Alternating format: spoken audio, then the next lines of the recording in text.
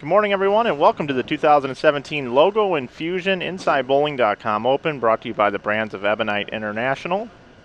I'm Mike Flanagan from InsideBowling.com, and I wanted to open up today's broadcast to let everybody at home know just a little bit about what transpired this morning before the bowlers take to the lanes. I wanted to just let you know that this year we were down a little bit in entries, and the increase in expenses with some of the hotel rates and bringing my entire staff here. The prize fund that we put together, we were not really all that happy with. So we had to have a bowlers meeting this morning, and we're not going to pay $10,000 for first. The bowlers voted this morning that it would be $7,000 for first.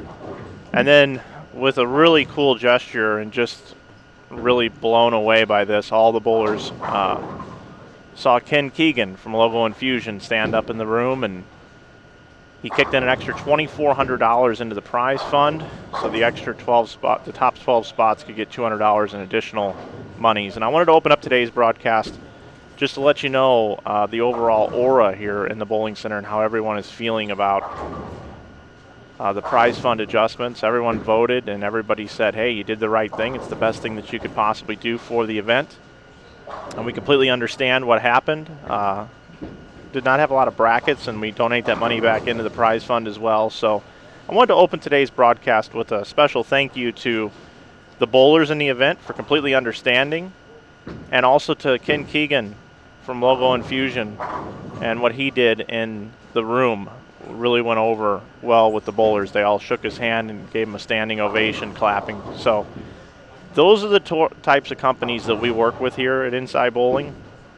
And when an owner of a company steps up like that, I thought it was important to open the broadcast and let everybody know exactly what has happened this morning here. So we had 242 entries yesterday and Friday, and now we're looking forward to bringing you the action today. I'm going to take you out to the lanes at this time, and we're going to get started over on lanes 61 and 62 and 63 and 64.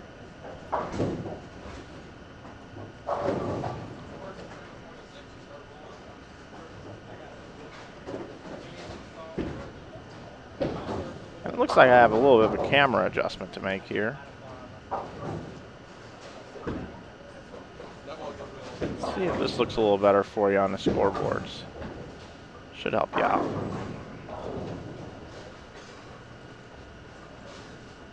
I'll take you through competition from yesterday, get you up to speed on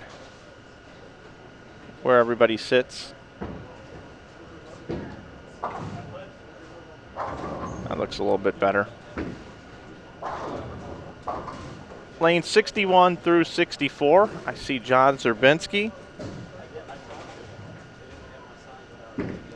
Anthony Kennard, Jesse Bauer, Chad Roberts should be. Right next door on lanes 63 and 64, you see Tom Hess, Jeff Fair, Nick Crummell, and Ken Abner.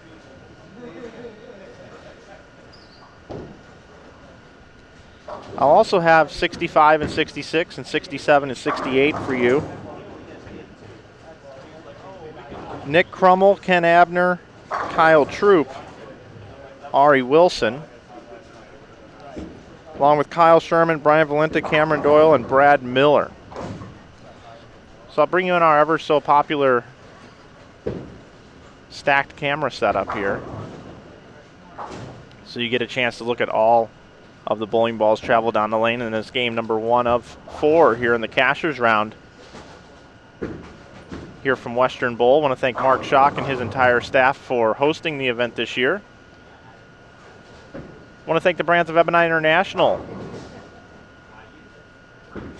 for their continued support of this event, as well as Kegel. Doug Dukes is here. He put down the lane condition of this Flying V oil pattern. As a matter of fact,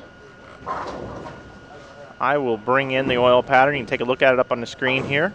That is the Flying V. You can see the V-looking shape to the front of the pattern. Very, very low scoring. E.J. Tackett is our tournament leader currently at plus 264. Second, Brandon Novak at 228. Third, Franklin Snodgrass at 226. Fourth is B.J. Moore at plus 205. Fifth, Gene Perez at plus 203. Sixth is Farrell Williams at plus 180. Seventh is Dave Wadka at plus 169. I want to thank Dave for his time in the booth yesterday. He was in the booth for a very, very long time. Brad Angelo is eighth at plus 168, tied with Chris Collins. Christopher Prather is in 10th at plus 165. 11th is Michael Holloman at plus 160. 12th is Christian Ascona at plus 155. 13th, Craig Nidifer at plus 153. 14th is Mike Kahn at plus 151. 15th, John Zerbinski at plus 148. 16th, Anthony Kennard at plus 145. 17th, Jesse Bauer at plus 141. He's tied with Chad Roberts.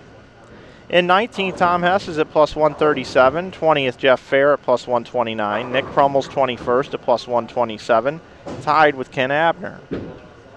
In 23rd, it's Kyle Troup, our 2015 champion, at plus 122. Ari Wilson is 24th at plus 119. In 25th is Kyle Sherman at plus 117, and 26th, Brian Valenta at 115. In 27th is Cameron Doyle at plus 111, and 28th is Brad Miller at plus 110.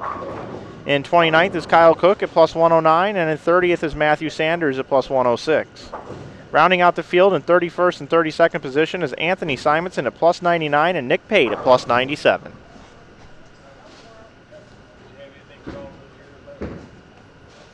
I'd like to say good morning to everyone here in the chat. Hello to WSU Mom,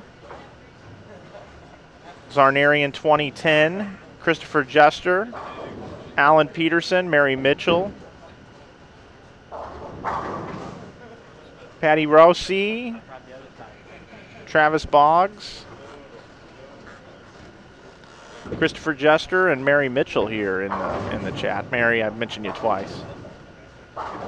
John Herman says, just joining, good morning all. Mike F., did you give a shout out in your best Mitch Beasley for his 300 at the Open Championships yesterday? No, I did not. But yes, Mitch Beasley did have a 300 yesterday in the Open Championships. Congratulations to Mitch. He's a friend of ours. And obviously I do the Mitch Beasley impersonation quite often on the air. So if maybe Mitch would like to join us for just a brief second. He's out in Las Vegas, West Coast time. Let's see if Mitch is checking in with us. Mitch, are you there? Yeah, I can hear you loud and clear, Mike. How we doing this morning? Doing good, Mitch. Mitch, congratulations on that 300 yesterday at the USBC Open Championships. Well, thanks. I got lined up and bowled pretty good.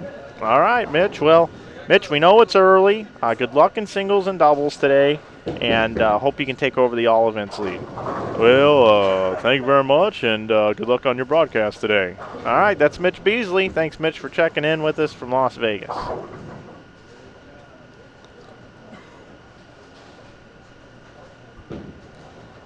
Chris Hester says, kudos to Ken Keegan for kicking in extra money into the prize fund. That's impressive. Thanks for putting on the event, Mike. You and the Inside Bowling team always impressed. Thank you very much. Zarnarian is congratulating Mitch Beasley here in the chat. So good morning, you guys. You guys are firing on all cylinders here. Holy moly, Mitch is on. That's right. We're using lanes 55 through 70 this morning, the 32 bowlers. And the really cool thing is Nick Pate came in on the number in 32nd at plus 97. In 12th place is 155, Christian Ascona. So we have 68 pins separate 12th from 32nd. So we'll have an opportunity to see who the big movers are out there.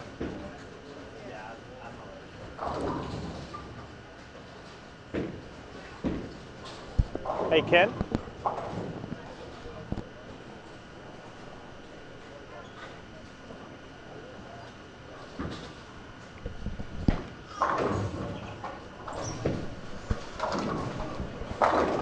We opened up the broadcast today, and I told everybody a little bit about, what the meeting that we had this morning. And joining me now here in the booth as he was just walking by is Ken Keegan. Ken, tell the folks at home a little bit about our meeting this morning. Well, what have you talked about? Well, I'm walking into this blind. No, I told him exactly what happened. I told him that couple of factors with bowling center being a little bit more expensive, expenses being up to be able to come here, a little bit less entries, a lot less brackets, that we had to vote on a prize fund this morning, and you were in the room, and you took a moment to say a few things, and I'd just like to get your perspective on where you were at and what happened this morning and why you did what you did. Well, I mean, I guess it's pretty simple. In 1993, I moved to Las Vegas with aspirations to be a professional bowler, and that didn't happen. I don't perform the way these guys do, and so in my heart, like I've worked the last couple decades trying to help bowlers, and that's why we're sponsoring an event, because at the end of the day, we're trying to give back, and everyone's come a long way to bowl this tournament, and it's always disappointing for there to be a financial hardship on any kind of event, and it's obviously no one's fault. I mean, we had a lot of bowlers here, a lot of entries, 242 entries, and all that's awesome. So at the end of the day, I felt in my heart that it was that I needed to just add a little extra in there, so I made a little offering to the top 12. And again, we're not doing it for notoriety or anything like that. At the end of the day, I'm a bowler at heart, and I feel for these guys. I mean, these are fantastic athletes, and in our sport, they have little to no chance to make a living doing that, and I think that's really unfortunate. I feel that's tragic, and so I am not a rich man, but if I have it to give, I'm going to do it, and so that's what I did this morning. Yeah, and I opened the broadcast talking about that exactly, and some folks in the chat responded to that it was a really cool move, and I cannot stress enough, and I said it to the bowlers in there right after you did that if you're not wearing logo Infusion and you have a choice on what to wear, I highly suggest that you check out Ken and the folks at Logo Infusion. They care about bowling as much as anyone else out there. And it was really an awesome moment in this meeting, as I explained earlier to the folks, that sometimes when the deck doesn't necessarily get stacked exactly the right way and things happen with weather and hotel rooms and whatever the reason is, that we just weren't able to meet the expectation that we normally do here. When you felt that and you said what you did, the whole room really, like, you should have seen everybody's necks. Like, I thought they were going to pop out of their heads when they turned over and looked over at you. So it was just a really cool moment. And sometimes, you don't wish for certain things to happen, but I will never forget what happened this morning in that meeting. So I want to thank you publicly on the air right now for doing what you did and for being part of this event since day one. And since you were walking by, I thought I'd bring you in for that story. We're very happy to be a part of it, and looking to be a bigger part of it in the future. Yeah. Competitive bowling is on the rise, and again, there's a lot of young gentlemen and young women out there trying to make a living bowling, and I believe they should be able to. So, if we can make a difference, we're going to do that.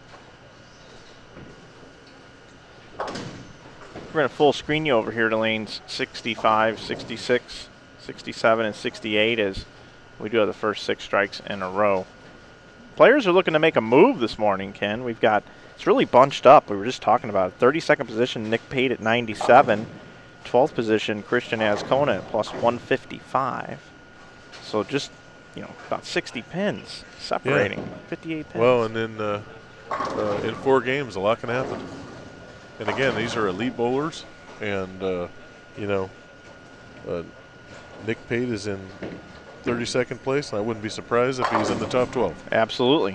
So it's just it just always seems to work that way, and someone's going to do something spectacular this morning. So maybe it'll be the first game. Yeah, and qualifying 7 games, so this is kind of a 4-game sprint. A lot can happen in 4 games, but it is a sprint, and you got to be a quick starter. Well, yeah, no, I was just going to say that yesterday the transition, that game going into second and third games, and there was kind of like 2 blocks yesterday. It's kind of like the first 3 games, it was like get through it, or jump out to a lead and hold on to it, and then the last 4 was just kind of keep it going or grind it out or shoot to the top. So when you shorten it down to 4 games, what is the strategy going to be? Obviously everyone wants to score every way that get as many points as they can, but the other thing is that there's a lot of risk-reward factors out there. So do you go for it and shoot 150, or do you stay conservative and shoot 210, knowing that you're going to shoot 250 the last game?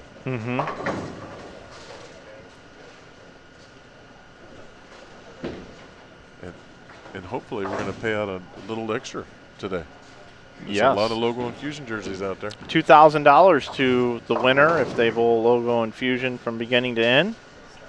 All the players sporting Logo Infusion today are all eligible for the additional $2,000 put up by Logo Infusion.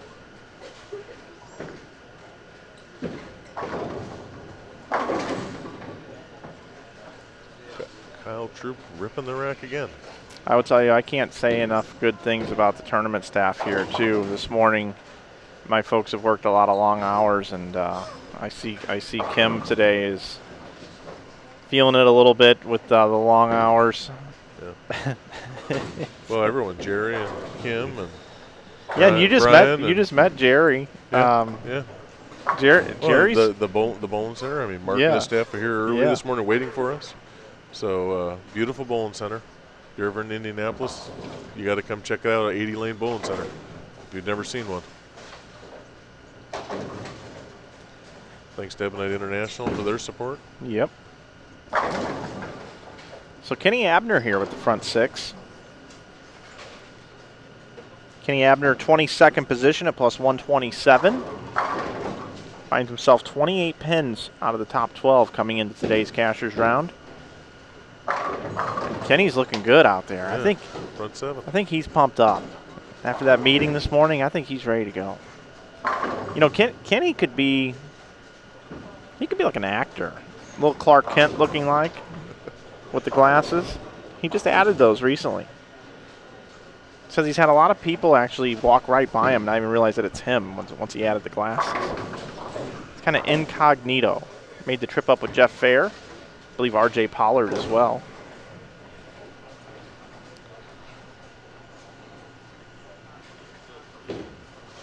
Paul Giles says, great job, Mike. Thanks. If it was not for people like you, we couldn't watch this great sport. Thanks, Paul.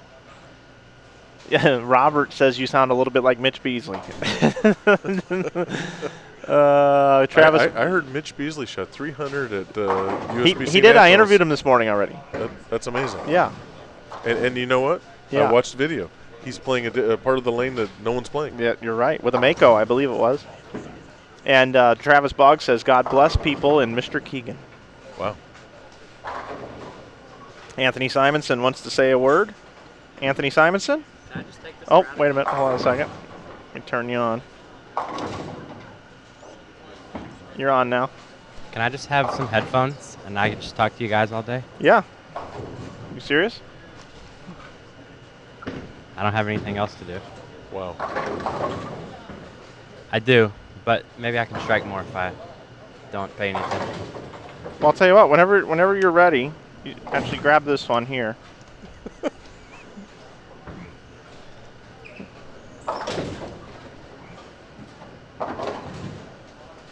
You're gonna hear out of one side here, buddy. Okay. Yeah, you can just one of those will work. One of them won't. It's a mono channel, and your mic's on whenever you want to talk to us. Okay. Do I need to turn it off when I'm bowling? What's that? Suggested? That's up to you. I probably would, just because You can just set that down wherever you want to put Other it. people standing around having their own conversation. Right, Yeah. right. We might hear some top secret stuff that, that we shouldn't hear. So Anthony Simonson has just grabbed a microphone, and he's out and about with the microphone. He's got earpiece he's going to put in, so we'll see. We'll let you know. We'll know when he comes on the broadcast. Here's Kenny Abner now, though, looking for 8 in a row. He's got it. He's got it. So Anthony Simonson kind of made it sound like he had air, but Am I reading that right? He can still shoot almost 240. Yeah. So I think he's psyching them out. I think he's psyching everyone out, saying, "Yeah, I got no time for this. I got no chance. So I'm gonna just participate in the live stream, and everyone's gonna relax, and he's gonna go right past him." I think you're right. Because he's plus 99 going into this, so he's only about 60 pins out of the top 12 as it is. And not only does he have work to do, but he wants to actually work for us as a sideline reporter. Yeah. Well, and this is the equivalent of, like, in golf they call it moving day on Saturday. It is. This is the moving hours. You know what, Ken? You and I are so much on the same page. I love using that reference, and I hadn't used it yet today. But typically, Well, then I apologize. No, don't. This is great. I love it because I always say this is Movers Day. Yeah. Welcome to Movers Day. There you go. It's Movers Day. I've even updated to social media sometimes. I go, it's so and so fires 300 on Movers Day, There you go. and we might have that with Kenny Abner here. Ari Wilson with a double. Ari's from the West Coast, so he walked in this morning at 5 a.m. and it looked like it. I'm on Mountain Time now. Kim and I didn't look so good walking through the door. And even Brian Burkhart. He's our CTO, by the way. Uh-huh. I don't know if you knew that or not, the CTO, Chief Technical Officer. Okay. Yeah. I asked him, I said, hey, what do you want your title to be? He looks at me and he goes, CTO. I go, what is that? CTO? Is that like a Star Wars figure? He's like, no, that's CP30. I'm like, oh, okay. He's like, no, CTO. So I like it. And that's exactly what he's doing. Right now he's setting up a wireless signal because we're moving our tournament office out to the concourse here so they can get the scores faster for the rest of the day. Very good. And then they'll shut down that office in there. Okay. But here's Ken Abner. He's the man of Movers Day game number 1 right now. It's up in the 9th frame. He's got the front 8. Little inside of target. And he carries. Look at that. Front 9. Ken Abner. Oh, man. You said he was in 22nd place? Yes. Plus 127. Yeah, that's going to be a big move. Yeah, it's going to put him in the top 12, regardless of what happens. By the way, Mr. Hackett, I think it was in the 2nd frame, left the 2-8-10. And he hit the 2 and the 8 square on. They sprouted wings and wiped out the 10 and 13 other pins on the rack next to it. EJ did? Yeah, and he said that's how you're supposed to make it. Nice. So the pins respond to what he's doing. That's for sure. There's some God-given talent there.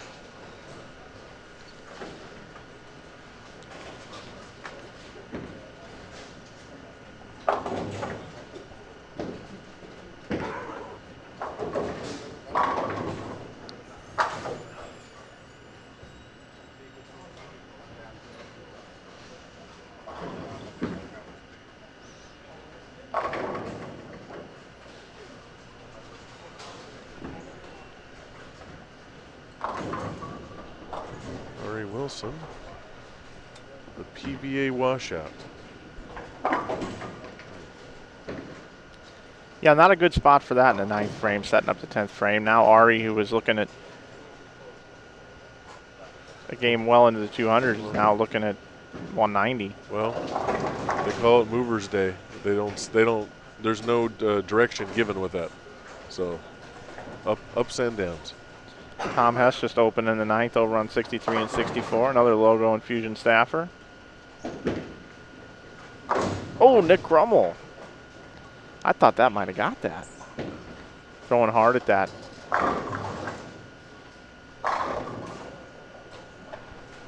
Mr. Abner up in the 10th frame.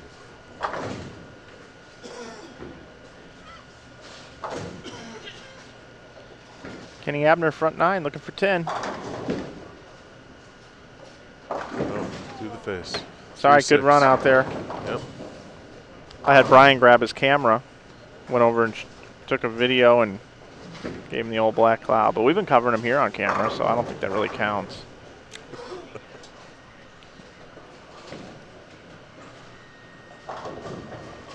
KD.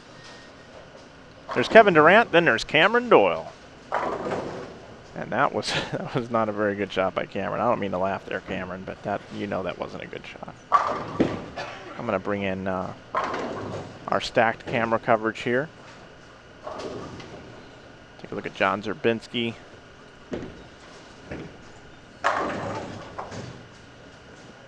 Craig Nidifer, Chad Roberts. Chad Roberts, got 250 in the works. Chad, one of our original staffers. OG. I guess that'd be OS.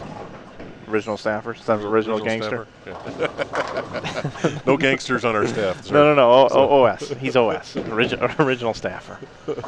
Like Spuds McKenzie, the original party animal. There you go. The Chad McKenzie, the original Logo Infusion animal. There you go. Good morning to everybody in the chat. Cassandra Shivers, how are you? Good morning from the airport. Dupree Dickey here in the chat as well. Hello, Dupree. Robert Curatello says, if I didn't know any better, Brian Valenta looks like Curly from the Three Stooges. It's good to see BV back out here bowling. He had a status update online on Facebook last week that said he's thinking about putting the band back together. So when he walked through the door yesterday for his D squad qualifying, I said, hey, Brian, what'd you mean a week ago when you said the thing about putting the band back together? He goes, I'm thinking about taking up bowling seriously again and bowling full time. I'm getting the itch. And then he said to me, he goes, about 30 minutes later, he walks up to me and he says, hey, I got a question for you, Mike. Why did it take you a week? You could have sent me a message online if you were that interested in wanting to know what was going on with me. I said, well, I knew I'd see you here. He goes, you just don't care about me anymore. Wow. Mr. Abner ended up with 278.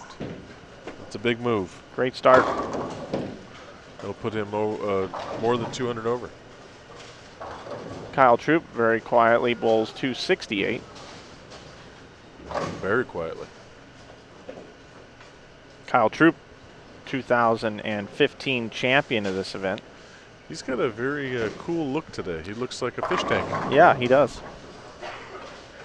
I haven't seen him wear that before. I don't know if that's new or not. Yeah. What are we talking about over there? We're talking about Kyle Troup's outfit. Has he ever worn that before, or is it debuting it here? No, he has wore it before. Okay, I have not seen that I'm not sure one. if you guys can tell, but his little fishies have black afros on. Black? Oh, afros they on. do. Is that a bunny rabbit on his right? No? Or is that just is that the hair? Kyle. Not a bunny rabbit. Here, I'll just send them to you guys. Okay, all right. He's probably not going to put the headset necessarily on because of the hair today. I think he'll be But okay. Anthony Simonson, our sideline reporter, while he's bowling, now is calling Kyle Troup over. We got a question for you about your jersey today, Kyle. Yeah. What's up? Ken, you got a question for him?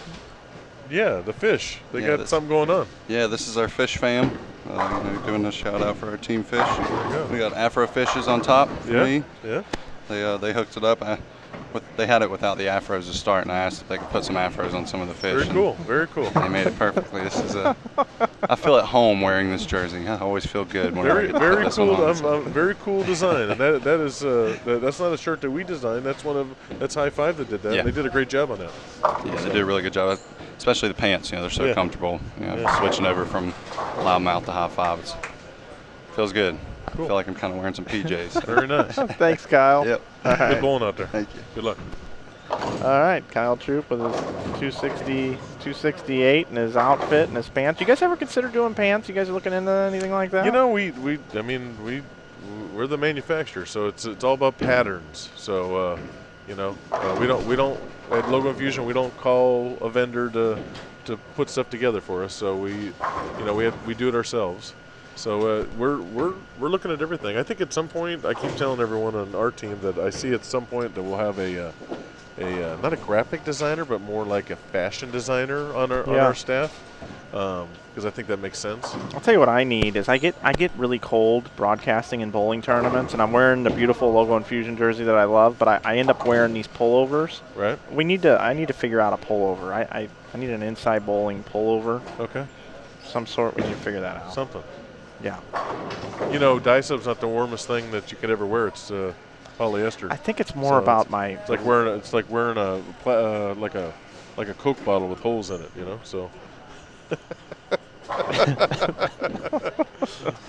So don't be looking to get warm.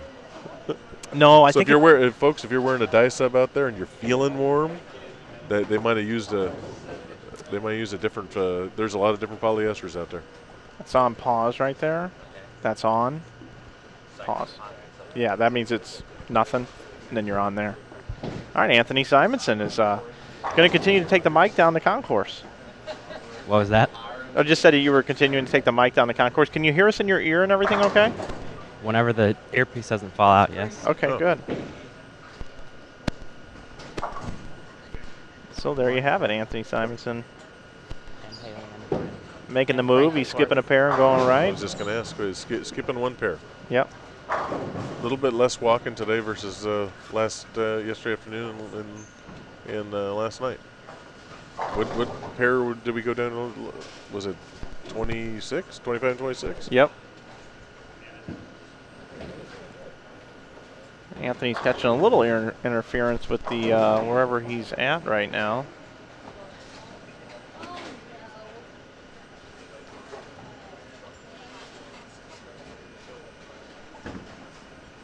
It's actually quite funny. He's got his earpiece in, walking down the concourse. He's just down there putting his hands up in the air. He's doing something at the front desk now. He's getting ready. I think he's playing video games. He's getting ready to strike. All right, I'm so feeling like plus 200 out of him for the last three. probably right. Looks like we got bowlers shifting around. Get some scores here. Just a few moments. It's a 256 on 63. I'm not sure who shot that.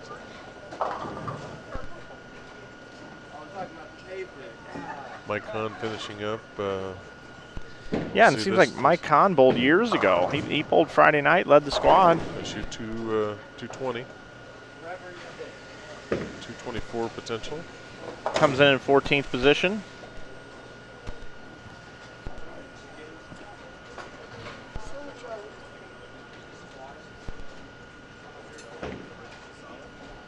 So Ken Keegan here in the booth with me, Mike Flanagan, and Anthony Simonson has our wireless mic. He's down on lanes 57 and 58, I believe, the next game.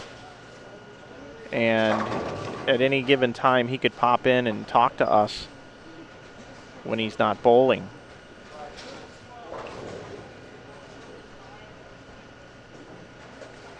That is one of the really cool things about what we do is you never know who's going to be on the webcast. And you never know who's just going to come by the booth and want to start talking. We have the most open door policy when it comes to a live stream booth in the history of bowling. Not to say there's been a ton of live streaming agencies out there, but we really do have an open door. You might get Dave Watka at midnight with Brad Miller after they've contributed to the bowling center's food and beverage sales. I witnessed that. Got Tom Hess on lane 67 here. First shot, set game 2. Yep, game number 2 underway. Little left. We'll just take you over to that pair. Leaving a 6-pin. And he's bowling with Chad Roberts. Yep, and it looks like somebody's messing with Simonson's mic. Or no. Somebody's over here. Chris Collins is messing with our mic on the floor. That's what you hear right now.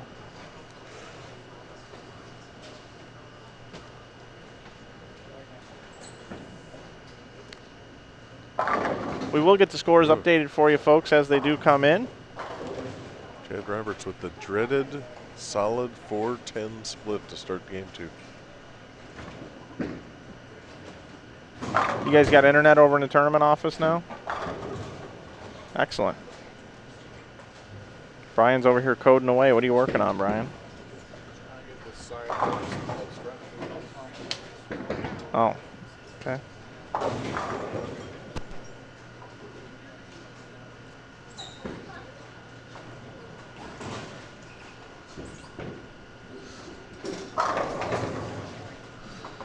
All right, right, we'll bring in, we'll let you see a little bit of everybody here as we are in game number 2 now. Mike and Ken here with you.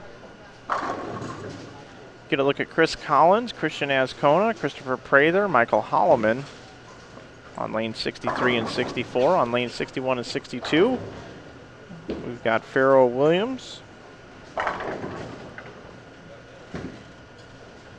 Gene Perez, Dave Wadka, Brad Angelo. 65 and 66. You've got Mike Kahn, Craig Nidifer, John Zerbinski, Anthony Kennard, and then over on 67 and 68, Jesse Bauer, Chad Roberts, Tom Hess, and Jeff Fair. Yeah, I'm just taking just a quick look here. When it gets to match play, it's going to get exciting. Match play will be super exciting. We do have to move some cameras in that, so what will happen is once we're done with these 4 games, we'll have about a 45-minute break, which will allow the bowlers to grab some lunch or breakfast, depending. Right. I mean, there's a couple guys out here I don't know if I'd ever want to face them, like Brangelo. I mean, do you want to face him? No. Just give him the 30 pins and keep moving? I predicted before the tournament started that I thought Brad Angelo would win. Wow. That was my pick to win. He seems extremely calm today. He's got some work to do. I mean, he is an 8th at 168. He's got to protect, divide, and conquer. So I know they carried over pins today. Yep. So what happens in match play? You start over? Everything carries over. Oh, everything carries over. So you continue. Okay. Yep. Okay. Every pin matters from the very first time you bowl. So even if you're in 12th, you still get a chance to, you got a good chance in 12 absolutely. games to get into with the, 360 possible extra sticks. Yeah, for instance, if this round didn't exist per se, Christian Ascona would have been 12th at 155. 5th to make the show is 203. Okay. And there's 30 times 12 games. There's 360 bonus pins up for grabs this afternoon. Wow. Those 30 pins are going to throw everyone around a lot. Certainly does. And the pairs in play this afternoon will be lane 67 through 70 will be 2 matches. We'll skip 65 and 66. Then we'll have 61 through 64. We'll skip 59 and 60. Okay. And then we'll have 55 through 58. And the step ladder is? I believe we're going to do 65 and 66 now. I believe we're going to do right here. Okay.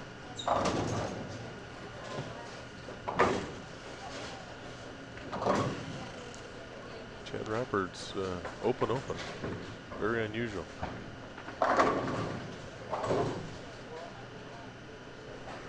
John Zerbinski, second frame. 3, 6, 7, 10. So they look like they may be transitioning already. Yeah, everyone's trying to figure out what the next pair is doing. A lot of big splits. So 4-9 on lane 68. The 210 on 69 by Kyle Troup. Question here in the chat. Joe Labat says, hey Mike, enjoying watching the stream. Got a couple questions. Number 1, would you consider guaranteeing top 4 each shift regardless of entries to increase maybe the early squads? We've considered it, but it's a beat the board tournament and where you can re-enter, so I don't know. I would hate to have somebody bowl a higher number later and then just people that bowled other squads would just get in because of less entries. I see where you're going there, but I'm not sure if I'm in favor of that. Number 2, has anyone made the cut in all the IB Opens? And no, that has not happened. EJ Tackett was leading going into the first game, and I did not see what he bowled as we have it set up to where EJ Tackett will be down here for the last couple of games. Tom Hess not too happy with that 10 pin. Well, he had. I bet he's happier than the 248 that was there that fell down. He almost carried it. Farrell Williams just threw a bowling ball 87 miles an hour at the 6-pin. He can chuck it down there, that's for sure. There is a little pile of dust on the back of that lane where that pin doesn't exist anymore.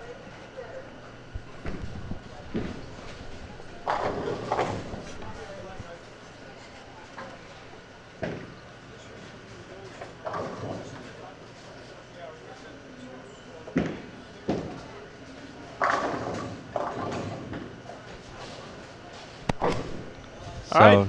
when I was heading to the counter, I'm actually missing my cell phone somehow.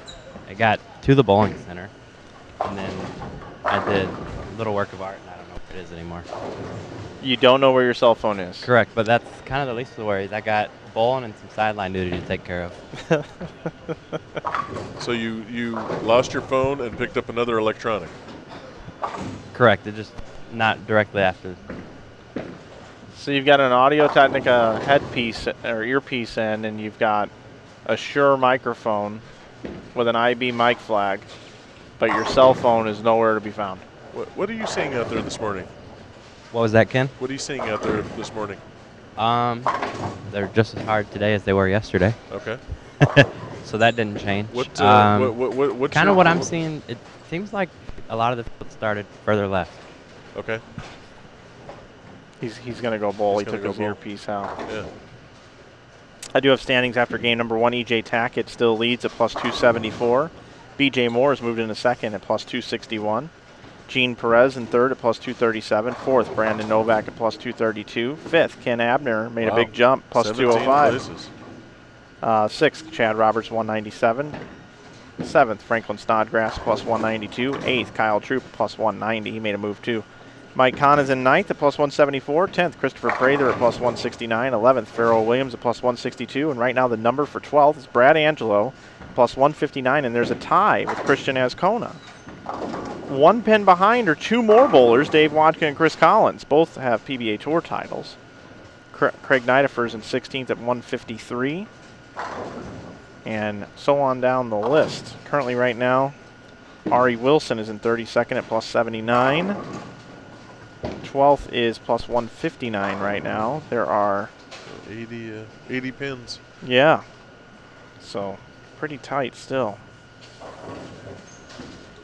And I will tell you, looking at the standings at this event every year, folks at Kegel and myself with the patterns, the way we put these patterns together, they're always really, really tight in this round right here. Anybody can make it. There's never a blowout. You don't see a style over another dominating. Yeah, I saw Doug this morning, and it just blurted out of my mouth. He said, "Same shot today?" And then he looked at me and goes, "Don't you even start with that?" And I was like, "No, I'm not questioning your abilities. I didn't know what the strategy is. I just woke up. It's 5 o'clock in the morning in my world."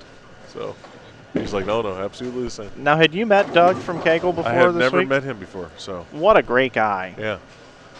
Just an expert at what he does. Right. You know, I had a conversation with him about topography.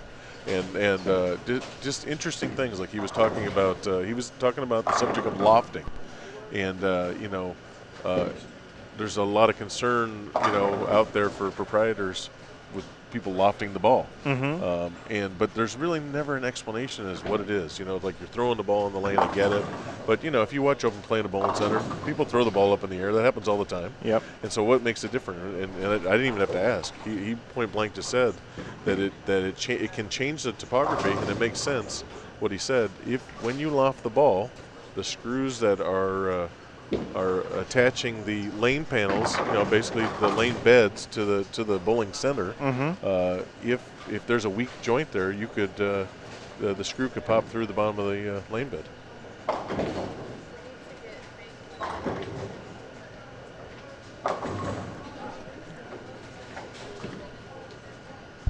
it might already be in there. Have you checked that?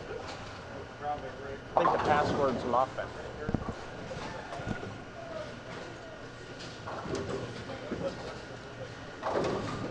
So when Chris Chartrand and I have known each other for a long time, president of Kegel, and Chris is just a cool guy. I don't know what else to say, really. He's just a cool guy, very smart, intelligent, does a great job leading the team down there at Kegel. So we've struck up a friendship, and he knew what the design and intent of this event was, and in year 3, with no questions asked, when I asked, wow, look at that, 4-7-10 for Nidifer. I asked, hey, is there something we could do? Do you have a charge? What would it take to have your folks come out and condition the lanes so that I know I just don't have to worry about that part of it? Sure. And I don't want to divulge the information, but let's just say that he stepped up in a big way, and has been on board ever since. Wow, that's awesome. And we've had Mark Davis come out and do the lanes, and Doug Dukes also a couple of years. And when Chris talked to me, he said, you know, Gus Falgene is my guy. He's kind of the main guy. And he goes, Doug Dukes is his protege. You're going to love Doug. And Doug reports to Gus, but Doug is the future Gus. And he's already there, really. Yeah, he was giving me a little rundown of how the topography, how the mapping of the lanes, how that works and everything. And it's very interesting how many data points that they take and what they look at, you know, all the way down the lane. Yes, it is. On that particular computer, it is, John.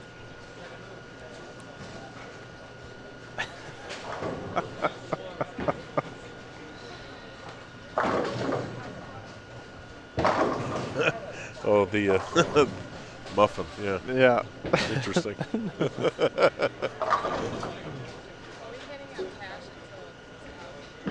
No, I'd rather do the checks.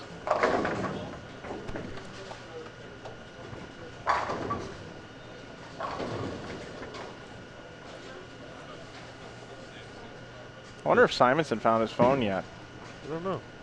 Got some bowlers struggling out there. Chris Collins was towards the top and looks a little lost right now. John Zerbinski coming in a little light. Leaves the 8-pin. Kenny Abner has moved over to 69 and 70. He's out of camera range, and he had just bowled the huge 270 game. And he's got 70 in the 5th, 75 in the 5th.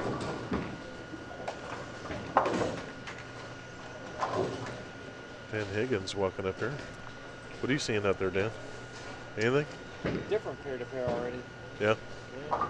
Then who started in, who started out.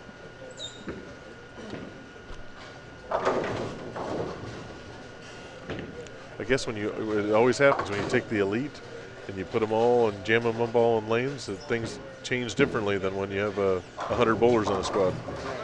I figure by game 3 and 4 here, the scores will probably go up a little bit. Going to open up. Guys, Okay. So most of the followers will follow each other and find a little path. So what was the number coming in? 151. 141. So I went up 18 then. By me coming in, 12 was 140. Yeah. What was the number coming in top 12 for when we started? Top 12 coming in was 155. Number's gone up 4 pins. That's part of the moving day phenomena. Seems like that means everyone's bowling bad. That just means that some are bowling great and some are not so great, passing each other.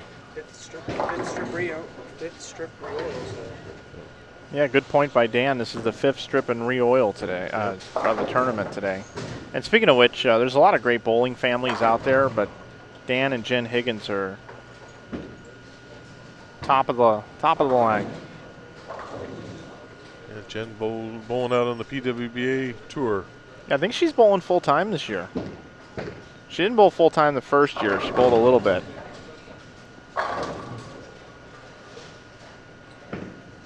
Farrell Williams finding something. Ken, with all the different bowlers that you have signed to your staff, I bet that Tom Hess almost picked a 7-10. I bet this gives you a real opportunity to see how each bowler composes themselves and how they interact for a weekend. This is pretty good R&D for you. Real good for us. I mean, we're very selective on the front side. So if we sense any kind of negativity, you know, we kind of stay away. You know, we're looking for good representation. You know, obviously your bowling ability is important.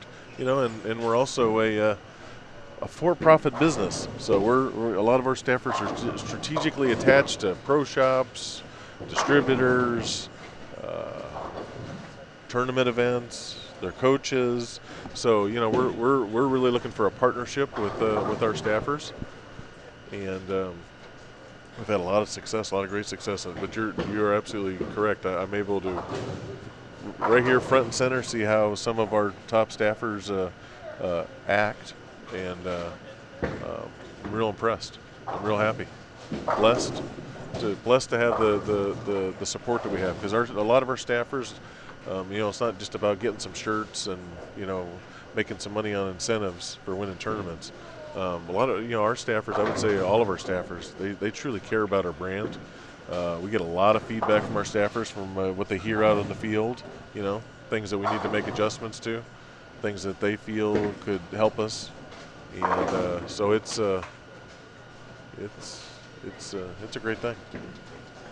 One guy that stands out to me, not to single out a player, but this Chad Roberts has just always got a smile on his face, and is just a guy that is very positive and upbeat all the time. Yeah, and I don't personally know Chad very well, but I will just tell you he presents himself as the consummate professional.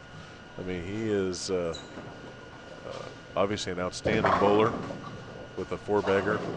Walked away from it. I guess he hated that shot in this tough, demanding pattern and high flush. But presentation, his personality, like you just said, he's always smiling. That's what we're looking for. We're looking for representation. I want someone, a casual observer of this tournament, to see someone like Chad Roberts and say, that guy's really cool. Look at the graphics on his shirt. Hey, Mr. Roberts, where do you get your shirts from? And I know that Chad's going to turn around and say, oh, actually, I work with Logo Infusion, and here's how you get jerseys from them. Yep. And if you would like to get a jersey, we got a coupon code for you, good through the end of May. Special coupon code for this tournament, IB Open 17. IB Open 17. Save you 20% over at logoinfusion.com. That's good for the whole website. There is a couple exclusions. I think we got Anthony Simonson checking in. And I want to interrupt real quick. Can I have what the top 12 number is, please, sir? Yeah, sure. You want to know the 12th number?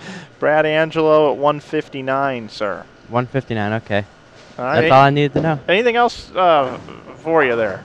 If anybody has any tips on how to make the 10 pin, you can feel free to send me a message on Facebook. What did you have the first game? I got a tip. I had 215. Hit it.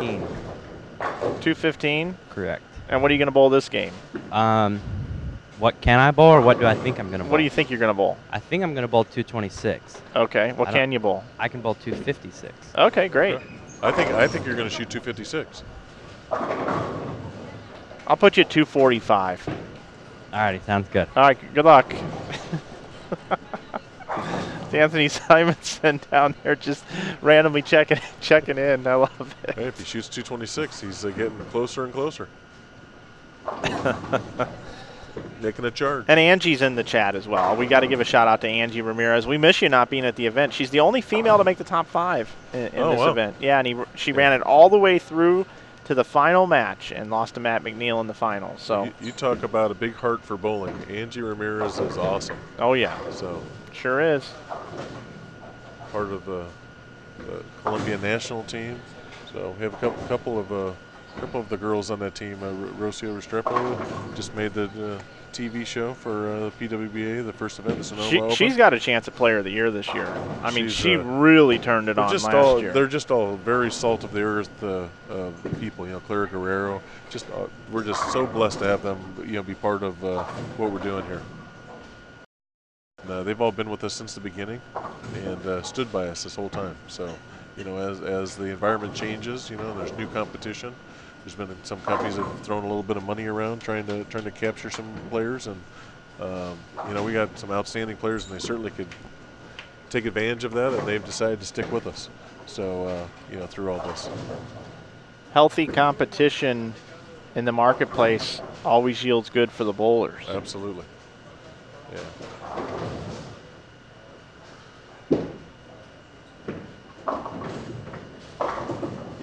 Bowling is it's a unique sport.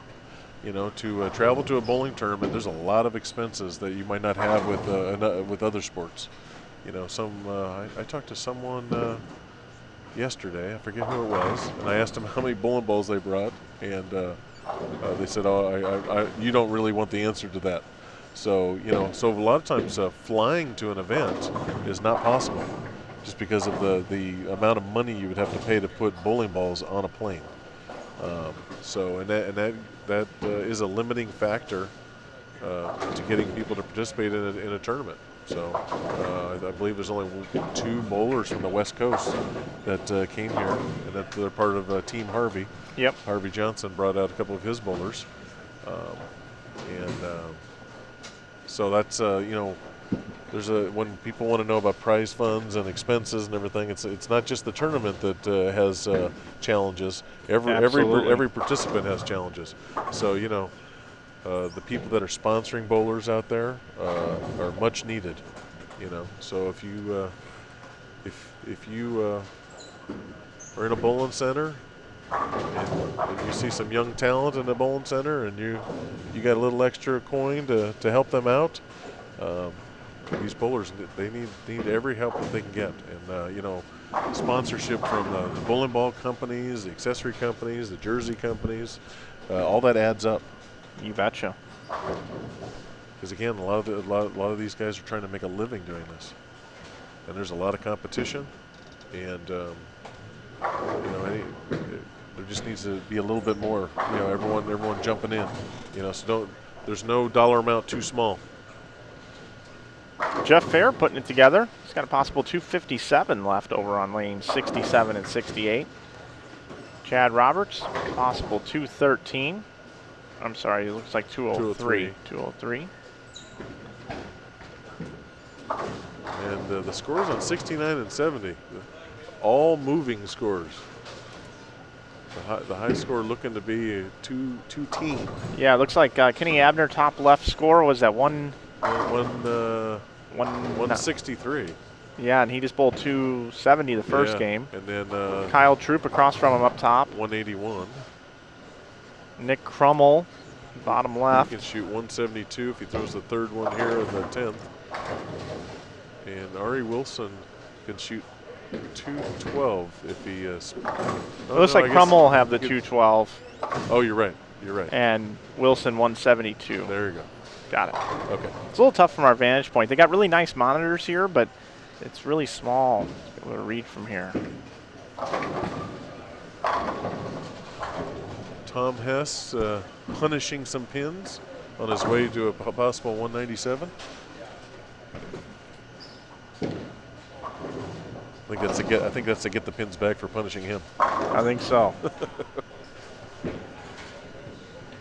Tom's just a gentle giant with a heart of gold. Yeah, when Tom came on to staff with us, the only thing I really knew was watching him win the major. Mm-hmm. And so going back to my theme of good people and everything, it's funny how what you see, what you perceive, to be maybe not a good guy, or maybe a guy who's overly aggressive, or maybe a little sense of anger there and everything. And he's an absolute joy to have on our staff. Great representation. I know he works closely with Jason Guest, and their team over there in Iowa. And Jason, another fantastic guy. Yeah, been in the business a long time, and just does a great job out there. Let's give it up for Brandon Allred here, coming on the trip with you, working hard over there at the booth the entire weekend. Yeah, he endured me snoring 3 nights. That's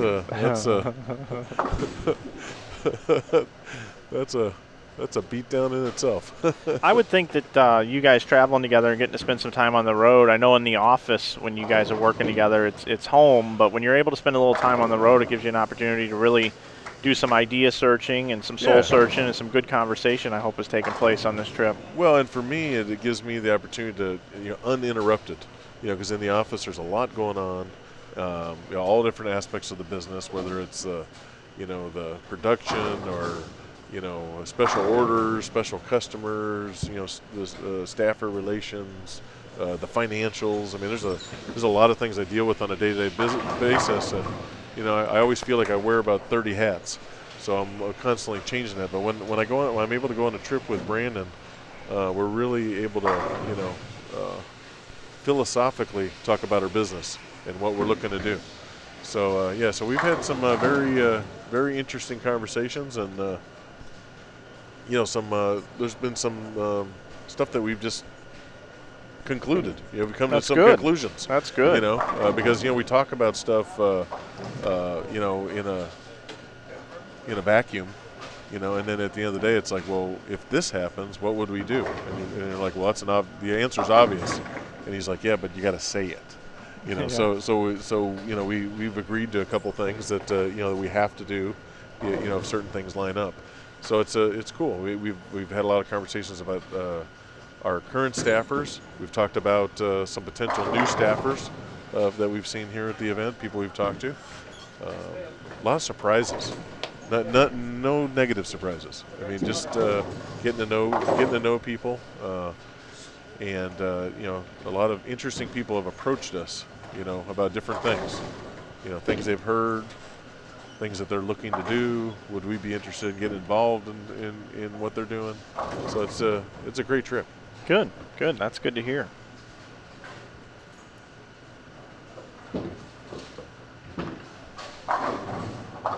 Chad Roberts looking to fill it up here for 2:03.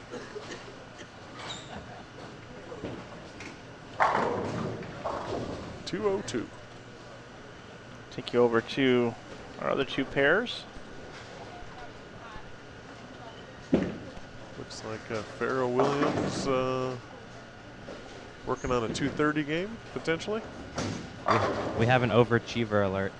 Yeah. Uh-oh. 256 overachiever alert. Ken was right. See? Anthony Simonson is a new addition to our staff. Very excited to have you. So, I like your casual attitude, you know, downplaying your abilities. What was that? I said I like your casual attitude, downplaying your abilities. I like humble. Humble is a good thing to be. I didn't like the lane that I was on to have to double. Yeah.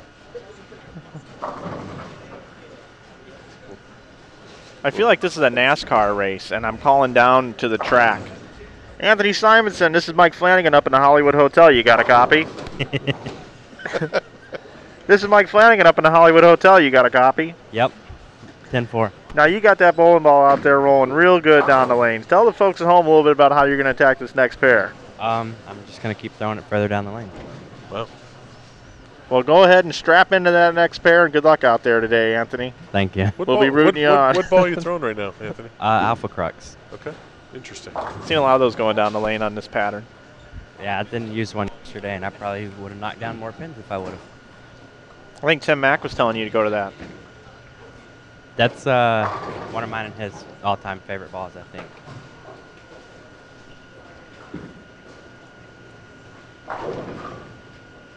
You want to give a shout out to your better half? She's in the chat. She's probably wondering where my phone is, too. No, I she think knows about the problem. Yeah, she's way more concerned about it than I am. But hi, Angie. I'm not going to read into why she's so concerned, okay, Anthony? Okay, well, I appreciate it. A Snapchat, maybe?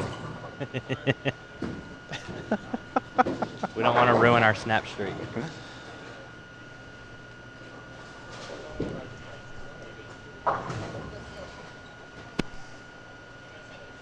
Good morning to everybody in the chat. We are paying attention to it. Dave Wadka finishing up now.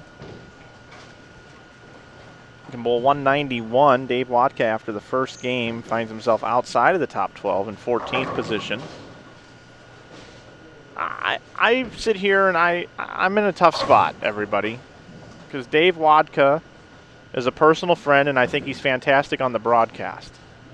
If Dave Wadka doesn't make the top 12, he'll be broadcasting this afternoon, and Ronnie Russell's going to come in as well. And I really like that broadcast team. But I'm rooting for Dave Wadka to make it into the top 12 so that he doesn't have to sit in the booth. So it's kind of a tough thing. I want Dave in the booth, but I also want him bowling. Well, I think you always want Dave Wadka bowling. Yes, you do. So, But sometimes I get a little selfish. Nothing wrong with being a little selfish sometimes. although we had a good time last night in the booth. So, Yeah. to talk about a lot of different things. I didn't even listen to it yet. Yeah, See, that's okay. another thing that'll happen that Yeah. I get to do. Uh-huh. When I go home and archive all this footage and I post it to YouTube, I get to go back and listen. talked about all kinds of interesting state of the union of the industry. You know, what's going on down at the USBC. I'll tell you what, the USBC, they're making things happen. Agree, disagree, whatever you want to do. They are. I would say they're rocking the boat as much as the USBC's been rocked that I know of. Yeah. And then when I say rocking the boat, some people could see that as a negative. I see it as a very positive thing. No, it's been very static for a long time. Yeah. Just everything's been very status quo, and you know, a lot of people are unhappy. And Chad and his team have been changing it up. Some people are still unhappy, but that's part of the business. You know, just encourage everyone to be patient and understand that there's really no agendas there. They're trying to do the best thing they can for bowling.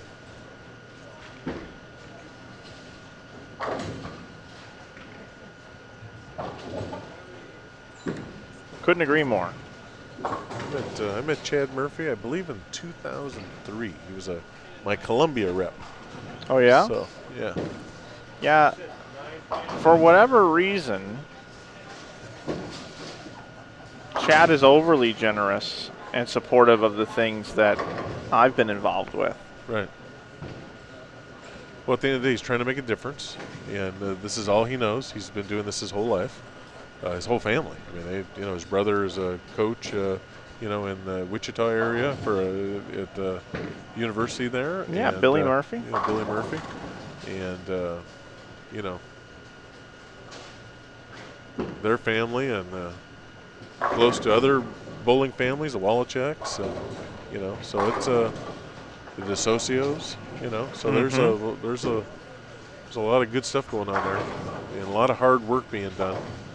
And I just encourage all of them, especially Frank DeSocio and Chad Murphy at the helm of those two organizations, BPAA and USBC. Thank you for taking one for the team and keep trudging along. So absolutely, at the end of the day, you are our leaders, and I support you 100%. Mike Kahn, possible 165. You know what's weird is you can hear the hand dryers from the bathroom. Yeah, out here. The first day I couldn't figure out what that was. I thought there was construction going on in. Ken, it's been 2 days, and I just realized what that was. I realized it yesterday because I was over at our booth, which is on the other side of the restaurant, and I was like, "Oh, that's what that noise is." Okay, I got it. All right. That is hysterical. But at first, I thought someone was like cutting some sheet metal, or sanding a floor. It sounded like they were adding an addition to the bowling center. Yeah, sand the floor is from Karate Kid. Daniel Son. Sand the floor? Okay. Sand the floor. Okay. And then it's, of course, wax on. Wax on, wax off. Yeah. And then it's and then paint the fence, right? Up, down. Up, down. Folks, this is a discipline lesson from Mike Flanagan this morning. Stay disciplined. Paint the fence. Sand the floor. Yeah. No, not this. It's got a special circle for me. Oh, boy, karate. I'm going to go home and watch that. Try to catch flies with chopsticks and trim a bonsai tree. And then when he gets drunk, bonsai Daniel Son. Yeah. I'll have to ask Brandon if he's ever heard of the Karate Kid. Oh, I'm sure he hasn't. No. I'm sure Matt Gasson hasn't heard of it either. He mentioned the movie Dumb and Dumber. Oh, yeah. And I asked, I said, were you even alive when that movie came out? He goes, of course. I was a teenager. I said, I guarantee you were under 5. Sure enough, he was 4. Much of that was shot in Salt Lake City, by the way. Really? You can go visit almost all the locations. And that reminds me, as we come into this game number 3 of the Cashers Round here at the 2017 Logo Infusion Bowling InsideBowling.com Open, brought to you by Columbia 300 this block. Ken Keegan and Mike Flanagan here with you in the booth. We've got a little situation brewing, you and I, that happened at Logo Infusion when I was in the office a couple months ago. Okay. I remember we went so to much has happened, so I'm went waiting to find out where you're going with this. We went to a really nice lunch restaurant. I said I wanted to take Kim to one day. I forget the name of it there, but it was where you could get the boxes, the bento boxes, and that. Kabukis. Kabukis, yes, and that was a great lunch that we had. Yeah. But I specifically remember we started talking about the NBA playoffs. Yes. And potential meetings in the playoffs and Oh. things that could happen with the San Antonio Spurs and the Utah Jazz. Yeah. And you know, the Utah Jazz, they were the underdog against the Clippers, and they're going to a Game 7, and they could advance. And San Antonio already beat the Memphis Grizzlies. Yeah, it's a very tough matchup for them. My wife is a die-hard Spurs fan, so in our family, if there's a Spurs game, that's what we're watching. So it was 4-2. They advance, and the Jazz are still alive. They could advance. It's a coin flip. Right. And then there'll be one more round. If for some reason the Spurs win, which I think is very highly likely, and the Jazz win, which is unlikely, and they were to meet, you and I have to send the girls to a playoff game because we can't afford 4 tickets. That's probably not a bad plan right there. Yeah, we'll just be sitting outside selling hot dogs, trying to make it up. Doug Duke's walking by this morning. Yeah, Breakfast of Champions. He's just I love that guy. Yeah. I see him, I just feel warmness when I see him. Actually, it makes me feel safe when he's here at an event. We've been plugging you all morning, Doug. Oh, I know we don't have to, but we have been. That's what he just said. Yeah. Doug just said Breakfast of Champions. Yeah. It's different. It's funny. When I eat the Breakfast of Champions, I gain a pound. Doug looks like he could gain a pound. Yeah, that's true. We went to this barbecue place when we were at the Southland Bowling League Championships. We went to this barbecue place. It was phenomenal. It was really good. Brad Angelo on the pair right in front of us. Yeah, we've got some new blood here on the pairs. We've got tournament leader E.J. Tackett right here, right in front of you on your screen, up on lane 63. Brandon Novak, Franklin Snodgrass, and B.J. Moore on 63 and 64. And then moving into our pair just to the left is the pair of Nick Pate, Anthony Simonson, Matthew Sanders, and Kyle Cook. So we do have Simonson is mic'd up if he wants to join us on the broadcast at any point in time during this game. So got some new bowlers, and then we also do have 65 through 68 with some of the bowlers that we've already seen. But we'll leave it here on the 61 through 64 on the full screen as you get a chance to take a look at your tournament leaders coming in. And we will have a Game 2 update here for you shortly as we roll along here in game number 3. There's a look at Brandon Novak now. And Brandon, we haven't really talked about it because he's on our stream so often, but if you are just joining us for the first time, Brandon has one of the most unique, unorthodox styles you've ever seen, but it works for him, and it just shows how you don't have to throw it a certain way to be successful at this game. You just have to do the same thing over and over and over again. It's all about rinsing and repeating, and Brandon Novak just recently picked up a whole bunch of hardware in Las Vegas for his 2016 USBC Open Championships All Events title. Out of all the bowlers that enter the USBC Open Championships, that man right there, Brandon Novak, outscored everybody at the event, and that is quite a feat. It's amazing. Yeah, it's about repeating. It doesn't matter how you get there. It's repeating. And what's interesting is when you go to, when you attend a tournament like this and watch some of the styles, everyone has a unique style. So if you're out there bowling and people are telling you throw it funny, you got a chance. Because these are the styles that the youth bowlers of today are going to try to emulate. You know what I like too is you were talking about Hess earlier, and you know a lot of people see him as an angry guy. What just happened here? He just walks by the booth and he's pointing at us and smiling and laughing as he walks by. I bet you he doesn't get angry. I hope not. He's that's a big guy. I think he gets frustrated and down on himself sometimes. But Missy's here. Yeah. Missy's done it. She filled in and helped with our tournament staff. Hey, Missy, it's not raining outside yet. It's early. Okay. Okay. Am I your dark cloud? Okay. We're having a blast here this morning here at the Logo Infusion InsideBowling.com Open, and we've got 253 people now watching online, so that's jumped up a little bit. We do want to make sure that we let everybody know that we are paying attention to the chat here. I want to say hello to Dick Allen, and I also want to say hello to Craig Carter, Travis Boggs, John Herman, and Christopher Jester. If If you want to see the standings, you can go over to InsideBowling.com, click on the live streaming in progress link at the top.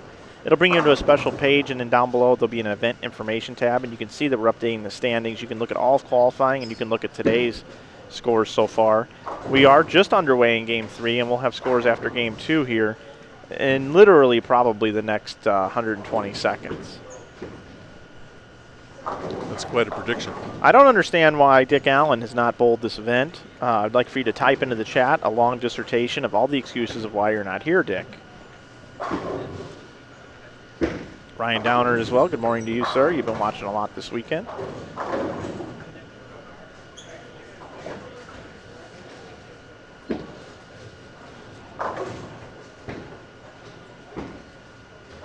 BJ Moore. BJ Moore's made a big move after the first game. BJ Moore came in fourth at 205. He is now second at 261 after the first game. I think a couple of these bowlers are getting ready for the match play with their pin count. Getting a head start on the extra 30 pins that they can win. And don't forget, after this round, we'll break for about 45 minutes. We'll come back with 12 games of round-robin match play with 30 bonus pins. Ronnie Russell's going to join us in the booth. He's going to stop by and do that. And then tonight, don't forget, we'll have our stepladder finals. We'll have it probably about... Are you going to ask him why he didn't bowl? Yeah, I think he had a commitment in Florida. Oh, okay. I think he was committed to something else. We'll have our stepladder finals coming up 30, 40 minutes after. Sunny skies and a tropical cocktail? I don't know. I think it was like an appearance or something. Oh, okay. But we'll find out and we'll ask him. Dave Wonka. Spare three-bagger.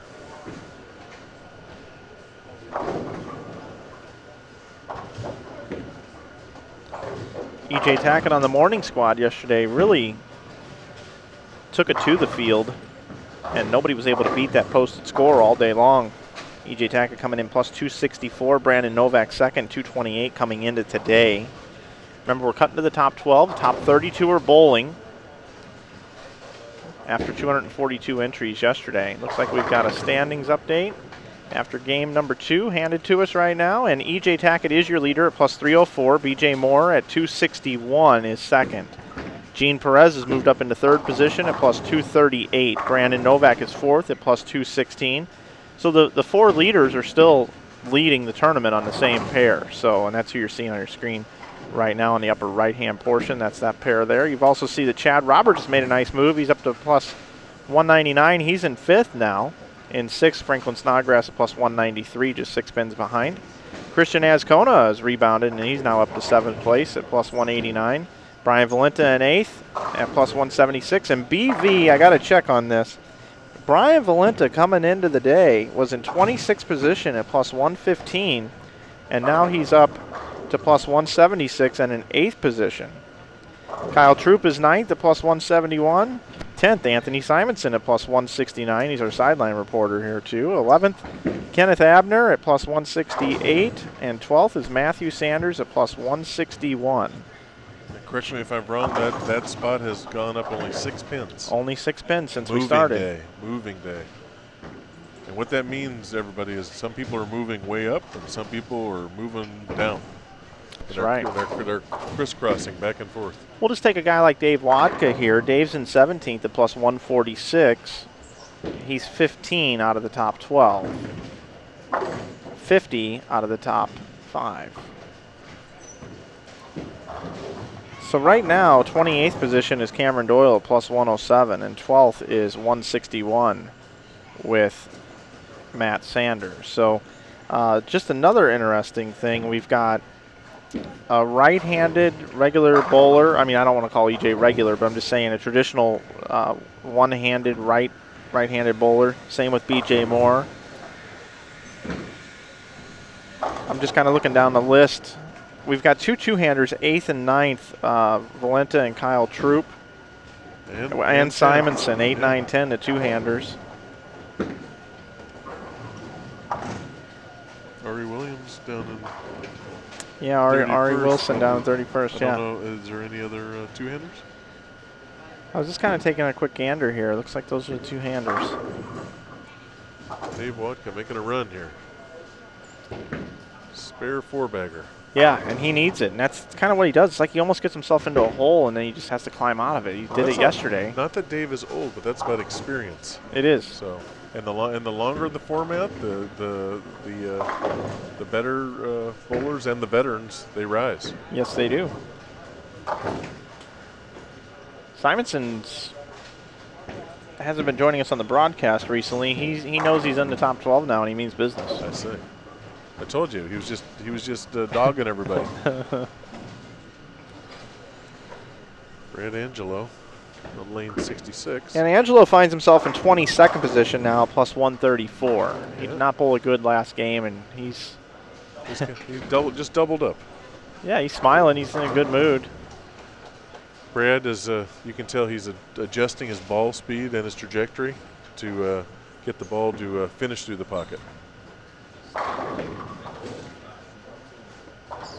Sometimes these patterns, you know, Brad and even Dave Watka, they don't have the faster ball speeds, and their ball tends to overreact to changes in the lane pattern.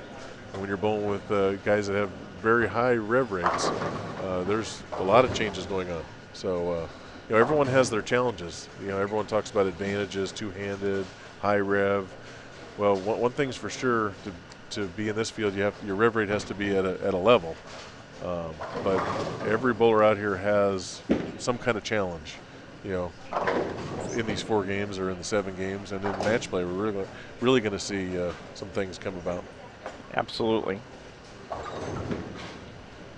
Ken Keegan here in the booth. I'm Mike Flanagan. We're glad you're watching today. Our Cashers Round coverage here from the 2017 Logo Infusion InsideBowling.com Open. Has Gene Perez bowled this event before? I don't believe so. Do we know where he's from, or? Yeah, let me do a little recon on that, actually. Because he's silently impressive. I'm gonna give you a little recon on Gene.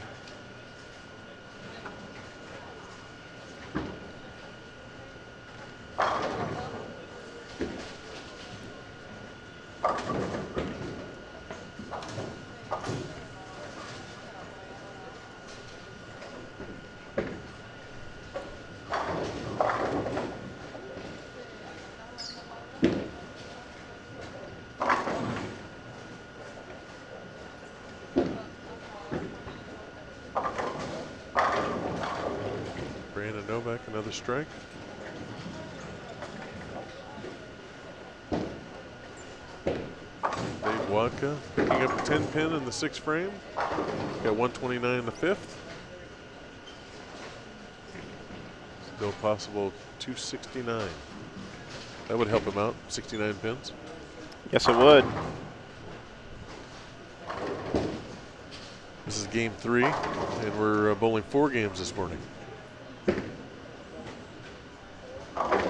Yeah, and actually, I the missed. last game's going to be exciting. Oh, Roger Burnett, good friend from Ultimate Bowling Products, says Gene is from Puerto Rico, lives here in Indy, works at Ultimate. Oh, outstanding. Hello to Roger Burnett. Does a lot of great things in the industry. Yes, he does. So thanks for watching, Roger. Thanks for sending me that. I was doing some recon on Gene. I know that I knew that he was from another country, and you know how the number one way I know that is from the administrative side of running this tournament. Trying to get credit cards to go through from a foreign country on the back end of our website is very challenging for the folks in Canada and our neighboring border south.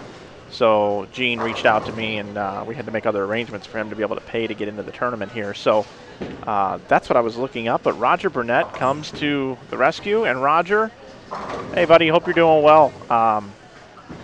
We'll be in touch soon. I had a chance to talk to Mr. Squires while he was here, and we got a game plan worked out for some of that stuff you need done. I had my opportunity to meet Ryan Squires. I didn't meet him. You didn't? I've never met him before. He was here Friday night for a brief period of time. Okay. It wouldn't surprise me if he came up today. I don't know where you're at, Roger, today, you and Ryan, but come by. Ken Keegan wants to hang out. Talk it over. You're trying to open up a can of worms there, aren't That's you? right. Come on in. The water's warm. We support Ultimate Well, yeah. bowling products. You support everybody. Let's just put it. We buy a lot of ball plug from that company. They make an outstanding product. Here's the thing. This is what I love about Ken, everybody. And if it hasn't shown through the broadcast, I'm gonna just put light to it. Earlier, Kyle Troup was up here in the booth wearing a high five shirt, high five pants, and Ken Keegan, if you didn't catch it, he said that. That's a great looking jersey. They did a great job designing that. It looks really good. High Five did a nice job on that. That speaks volumes. I'm not going to get into what I just said, but just trust is a must. And when you are in this industry, it is too small to not support everyone, even when it may be your number one competitor. And we do the same thing here. We will promote and tell people to turn us off to go watch the PBA Tour on ESPN. Yeah. Do it all the time. Got to do it. It's for the better good, you know. If you're supporting bowling, that's not about you. It's about just that, supporting bowling. Christian Azcona, also from Puerto Rico, on Team Puerto Rico. Kyle Cook with the front 6, keep it rolling.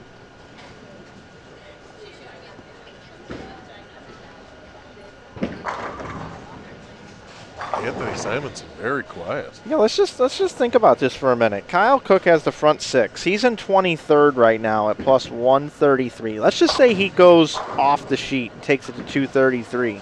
He all of a sudden gets into the top 5. Crazy. That's how quick it can change. So no one's out. No, and Kyle Cook today came in 29th position. Now he's got the front 6. You bowl a big game, you never know what can happen. EJ Tackett with a double.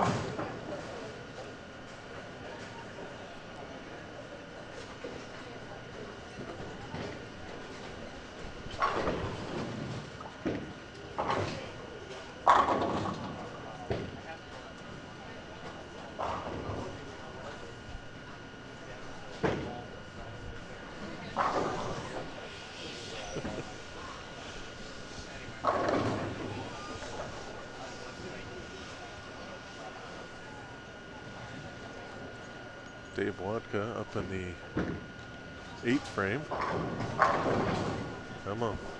There it is. Little messenger. They need a score correction. He still has 269 going. Oh, they need to. Mr. Angelo needs to notice that they need. Oh, they already corrected it. All right, got a score correction all over it now. Something's gonna happen. What? Yes.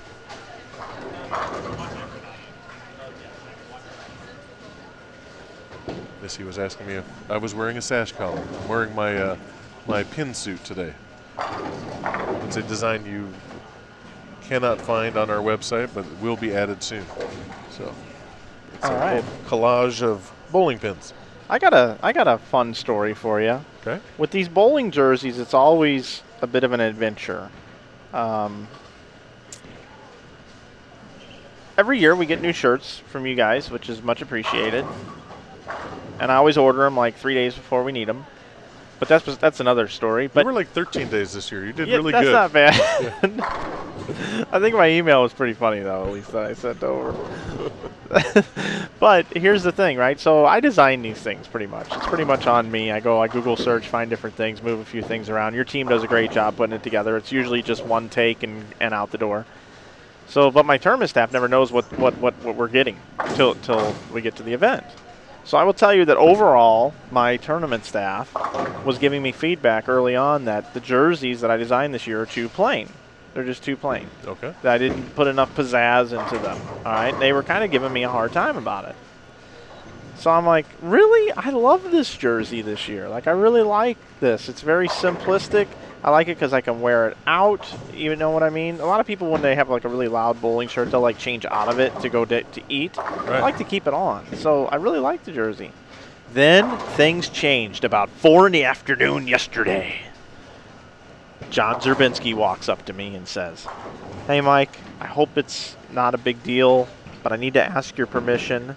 I absolutely love the design of your shirts this year. I was wondering if I could use the same design on my PBA jerseys and just change some colors around and add my logos, but I wanted to ask your permission first. I love the jersey. It's like my favorite jersey I've ever seen. And I'm like, yes, John, you are my favorite bowler. Did he tell you that he's going to put a V-neck on it? No, he didn't. I think John, his jerseys are V-necks. V-necks. Yeah. So that was that, and then I had another bowler, and I'm drawing a blank right now, but I had another bowler come up to me and say, man, I really like that jersey. That jersey's really sharp. And then this morning I heard that Jimmy Cook wanted to get one of these jerseys, and we did have a couple extra in the tournament office, and he hauled all the bowling balls in. He runs the pro shop here. He bowled 2 times, I think, yesterday, and had his brother bowl 3 times. And for that, I'm awarding him a shirt. Wow. So, Jimmy Cook, if you're listening, I'm going to give you one of the shirts. Outstanding. And I'll be happy to have you wear it and wear it proudly. Jimmy Cook, one of our staff members. Another fine addition. And, you know, quietly here, as they've been bowling, I've been trying not to draw too much attention to it, but Kyle Cook is still perfect through 8 frames. So we've got a possibility here for a big move from Kyle Cook.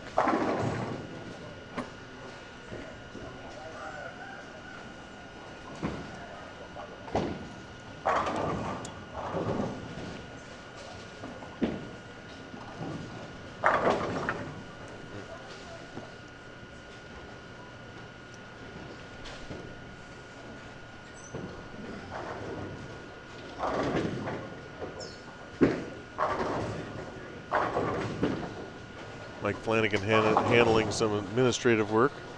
How awesome is that, though, the way it works right now, what just happened? Yeah.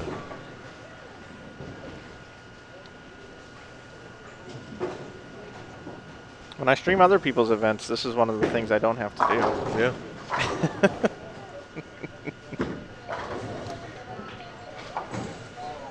Thank you. Thank you. Glad you got that working. The old Versa checks. Signing checks up here in the booth. Yeah, outstanding. Now just hopefully they'll cash. I think they will. I think they'll be just fine. Kidding, kidding, kidding. I put a lot of my reputation on being able to choose people that good people to do business with. Yeah. So you're gonna. That's gonna be a shocker if this doesn't work out right.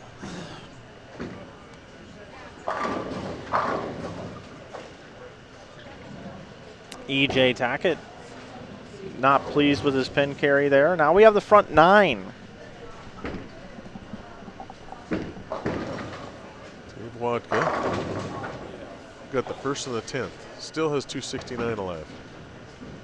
So he is now in the 250s. That's going to be a big move for him. Wadka's going to bowl 250. Or 260. Or 260. He's in 17th right now at plus 146. How does that? How does the plus 100 affect Kyle again? That would take him to 233. Wow.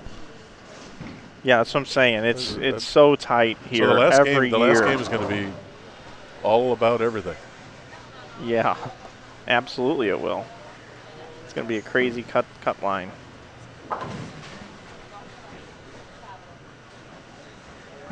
Dave Wadka up in the 10th frame is the second shot in the 10th frame.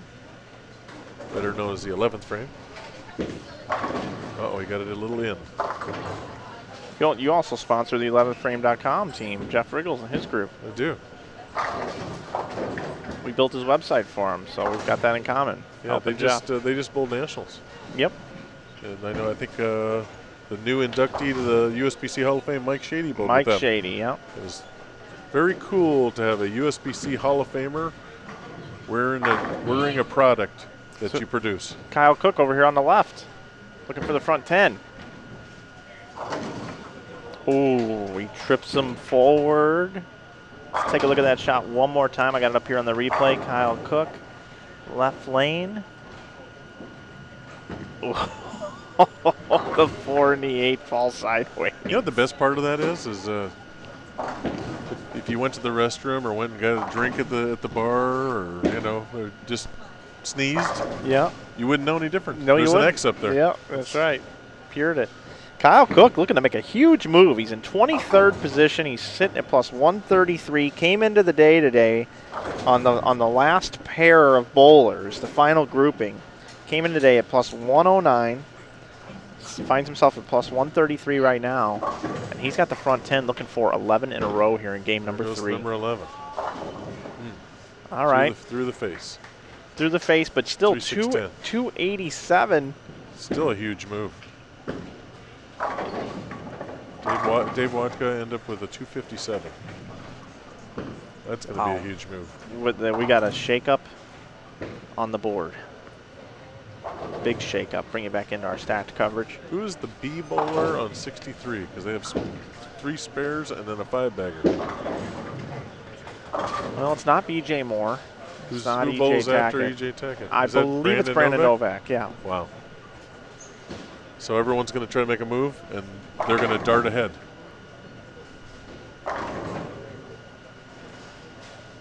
E.J. struggling a little bit this game. He is. He's at plus 304.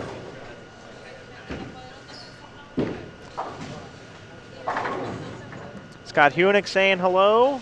Well, I had a very great conversation this morning with E.J. He seems like a very charitable guy, and it looks like in this game he's being very charitable and allowing everyone a chance. I want to give a shout out to Brian Burkhart. He went down to cover 2 possible 300s today. Neither one of them worked out, but he's over here coding. Look at this, Ken. This is what he does. This is what Brian does. Yeah. Can you make any heads or tails out of any of that? I used to code Fortran when I was in college. Really? So, yeah. You ever heard of that? No. It's a science number crunching old coding method. Okay. Yeah. Nothing good about it. Here's Brandon Novak on your 5-bagger here that you talked about. Comes in light. Oh, he trips the 2-pin forward. Well, the 2, little clean living. The 3, the 4. Brangelo, as we started calling him yesterday, possible 224 here, filling it up in the 10th frame. That's looking good. 7-pin. You know, Brad's in a really good mood today. He is. Everyone's in a good mood today. Some of us. Oh, Anthony Simonson, who jumped inside the top 12 going into that game. What'd you shoot? 241. Wow. 241. So why would you not be in a good mood? You currently find yourself in 10th position. Because he didn't shoot 300. That's why. There's always room for improvement. 210 over now? Yeah, 210. I've been doing a very bad job of looking at numbers this weekend. Okay, but the first thing you did is you wanted to ask us what the numbers were when you came on the broadcast. So I'm trying to help you. Correct. I know. I appreciate it. Okay. Did you find your phone yet? No. I stopped looking. What kind of phone do you have? iPhone 7. iPhone 7. What you got a case on it?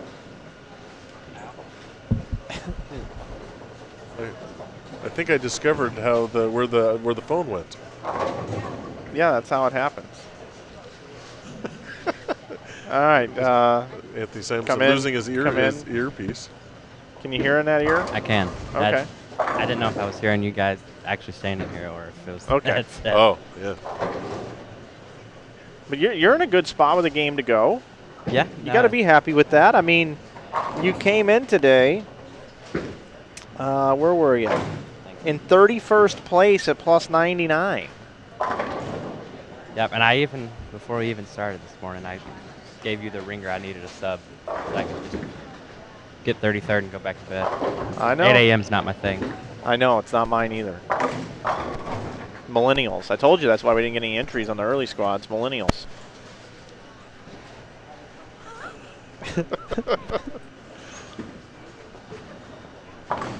All right, so Simonson made a nice move. Now Kyle Cook has made a move.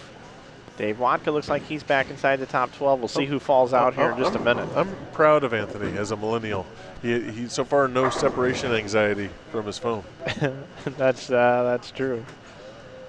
That's very true.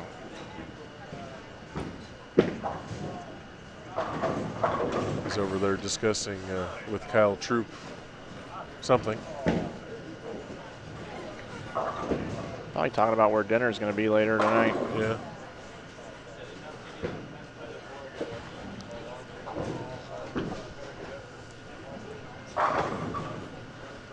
Finishing up game 3.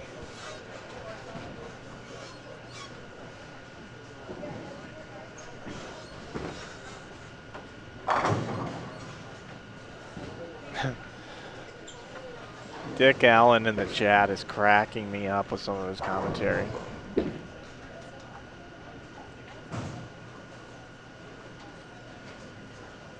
$319 viewers. Welcome this morning. Mike Flanagan here with you, along with Ken Keegan from Logo Infusion up here in the booth. We're getting ready to go into game number 4 here now, and I think this is a good opportunity to do so. We'll take you out there. Angie says I'm having a bigger separation anxiety for him not having it.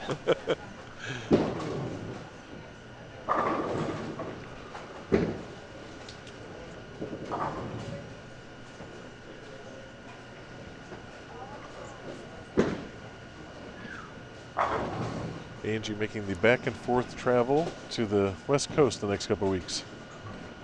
Three stops on the PWBA in California. Back to back to back. And then she'll be, I'm assuming she'll be attending the Queens in Baton Rouge. Should be. You know, there's a lot of people going to the Queens, including me. Yeah? Yeah, I'll be at the Queens. What squad are you on? I haven't found out where they put me yet. Okay.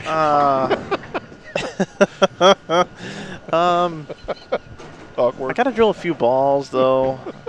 Got to have Yeah. a sex change. Yeah. You know, just a few things I got to do to get ready. Yeah. I ordered my skirts from Brandon. Yeah? Yeah. Yeah. Yeah. So, yeah, I'm good. I think I'm getting close, ready to go. I got to shave. And then Okay. yeah, that was good. That was nicely played, sir. Well, you know. That was cool. I'm considering. I have to be careful how I say this so you don't reverse this on me. Right. Attending as a spectator Okay. at the Queens this year. So All right, well. we'll see. Well, I'll see you there. I'll be there the whole time. Might grab my son or daughter and take a little trip. See if my wife will allow that. I have Secret Code Project R happening down there that I'm working on. Wow. Yeah, one of my clients. Special Code Project R. Wow. In addition, I'll also be covering the Queens. Doing a media day, a video shoot, photo shoot for the EBI staff. Oh, that's great. And then we'll also be working on that Special Code Project R while we're there. A couple of days. I'm intrigued. Bringing in some people, yeah. And that particular part of the project Any room in your schedule for Secret Code Logo Infusion? Yeah, sure. LI. Try to do something? Yeah, like the Super Bowl. Yep, we can do it. Okay. LI. Yeah. Everyone missed that this year. We had a big sale. I know. The Super Bowl, they named the Super Bowl after us this year. It was amazing. I know. It was LI. It was great. I hate it that the commentators didn't draw attention to that like they were supposed to. They read over that line. You know, we had some long discussions, and you know, we just never could come to a final agreement on how all that was going to play out. But that's okay. Makes sense. Based on our website orders, I think people were paying attention and you know, taking advantage. Speaking of our website and taking advantage, we have a coupon code. We do. In special recognition of this event. It's IB Open 17, is it? Yes, IB Open 17. And that's good for how much off? 20%. 20% off. Through the end of May. There are a couple categories that do not qualify for that. We're a sponsor of Junior Gold, and we're a sponsor of the Storm Youth Championship. We have some closeout items that already are greatly reduced. And then we have our national staff replicas. So those there are a couple of things that are not included in that. But the mass majority of all our products are involved in that sale. So please take advantage. Yeah, and if you're just joining us this morning, a kind gesture from Ken here from Logo Infusion. We had a players meeting this morning in regards to a vote on changing up the prize fund a little bit with less entries and some added expenses to this event. Everybody completely understood, and Mr. Keegan understood just as much as everyone else. That stood up in the room and put some more money into the prize fund, and all the bowlers gave him a standing ovation for that and did the right thing, and we can't thank you enough for that. So if you weren't with us earlier on our broadcast when we opened up and we talked about this special meeting we had this morning, Just want to bring light to it again. What you did this morning really meant a lot to the bowlers and myself, and for the good of bowling. So thanks again. Oh, my pleasure.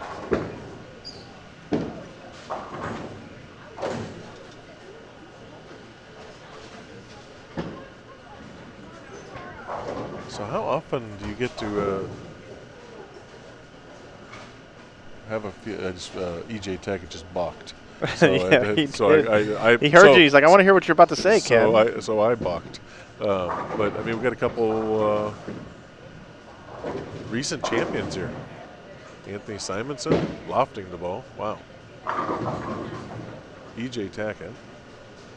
Brandon Novak. Kyle Cook just shot 287. Yep, 87. I can't wait to look at these scores. They're coming. Yeah, you can borrow it. Brian Valenta wants to borrow a chair. I don't know what he's doing. Oh, he's getting it for Jerry Mars, I guess his own personal coach. Brian Valenta going into the last game found himself inside the top 12. 176 over. As I mentioned earlier, he's posted on Facebook that he's getting the band back together, which means he's trying to go out and start bowling again. He called me. He only signed up for D squad. That was it. Did not sign up for A, B, or C. Only D, 1 and out, and he made it into this cut here. Came in today in 26th position at plus 115. Now finds himself through 2 games at plus 176 and 8th. We got BV up on your screen, upper right-hand portion of your screen right now, as we do have our double stack coverage here for you, so you can see everybody bowl comes throughout the lanes here. We're using lanes 55 through 70 here this morning. Top 32. We had 242 entries in the event. After this, we cut down to 12. And who will those 12 be? Is there anyone locked in, no matter what? Yeah, well, I would say Tackett, BJ Moore, Gene Perez, Brandon Novak. So the 4 that are that were 200 over after 2. And we're still waiting for the standings. Correct. As soon as we have 3, we'll be able to paint a clearer picture. It looks like I see paper coming in this direction. Coming this direction. Yeah. Their ears are burning. How awesome are they, you know? We're in the 3rd frame and already have an update on the scores. All right, so here's an update. EJ Tackett leads at plus 299. Brandon Novak is second at plus 284. Gene Perez is third at plus 260. Fourth, BJ Moore at plus 241. Big jump there in the number. The first 2 games, the number only jumped up, I think, 7 pins, and now it jumped up another 24. It sure did. The top 12. Kyle Cook has moved all the way from 23rd position to 5th with that 287. That's amazing. He's plus 218. Kyle Sherman is up to 6th. He must have bowled a huge game. Where was Sherman at? 16th at 150. Now he's at 216, so he bowls 256, and Sherman coming in today. Dave Watka made a big move. He's now in 10th place. Anthony Simonson just slowly. Yeah, Sherman was 25th coming in today. Anthony Simonson moved up 2 spots, just slowly grinding away. Sherman's 100 over. He shot 700. Yeah, so then you got Franklin Snodgrass in 7th, tied with Anthony Simonson at plus 210. Brian Valenta in 9th at plus 209. Dave Watka, as you just mentioned, made a nice move. He's in 10th at plus 203. Chad Robertson 11th at plus 185, tied with Jesse Bauer. Ken Abner's 2 pins out in 13th position. Prather's 15 back. Kyle Troup 16 back. 26 back, Christian Azcona. Brad Angelo, he sits at plus 157, 185 the cut line.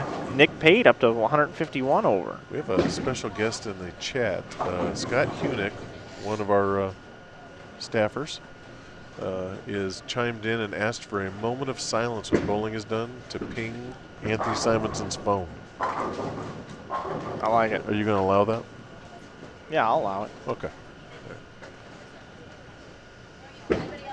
All right, I gotta maneuver and do something a little bit differently here. No, you're gonna leave me alone. Fantastic.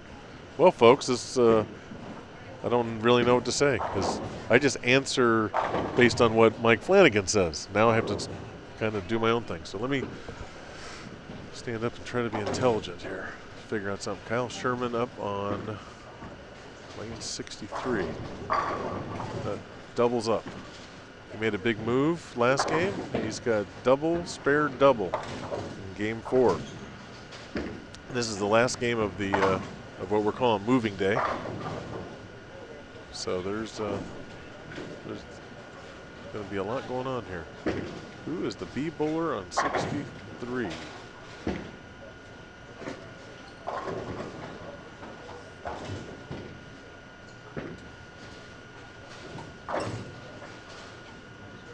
Brian Valenta, front 4.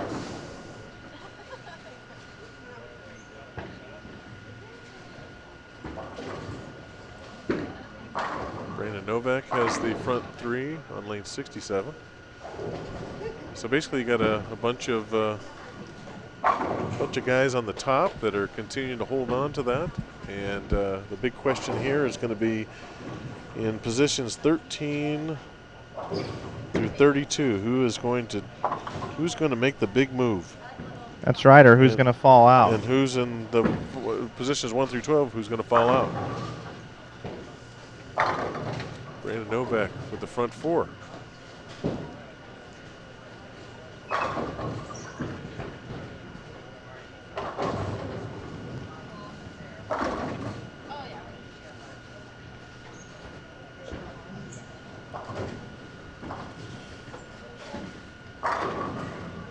Cameron Doyle with the doubles up on lane 64. Kyle Cook off of a 287 game. Spare strike, open strike, spare, baby split.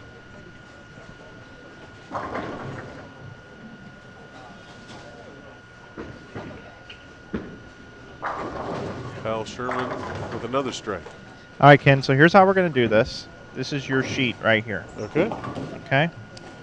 What am I going to do with said And this sheet? is your pin right here. Okay. So we're going to update scores, and we're going to, as finals come in, we're going to update the plus minuses, and we're going to see, we're going to try to do the cut as it happens. Okay. So Best you're as we can. you're gonna give me some scores, and I'm gonna be over here and try to add it up. Yeah, you're the note taker. I'm the note taker. Yes, sir. Okay. I'm up for the challenge.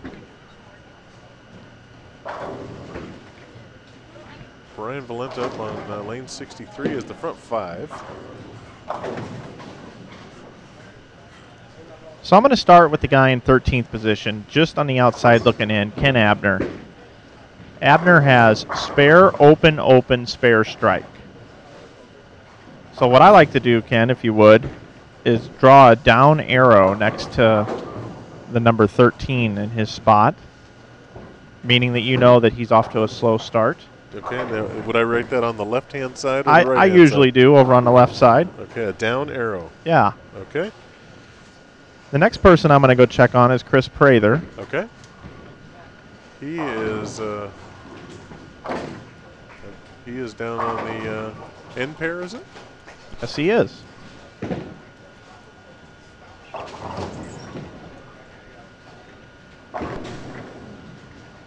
He's got a mixed bag. He's got a strike, So open, and a spare. So should I put a side arrow on that, or just like a dash? I like or a dash. A dash, okay.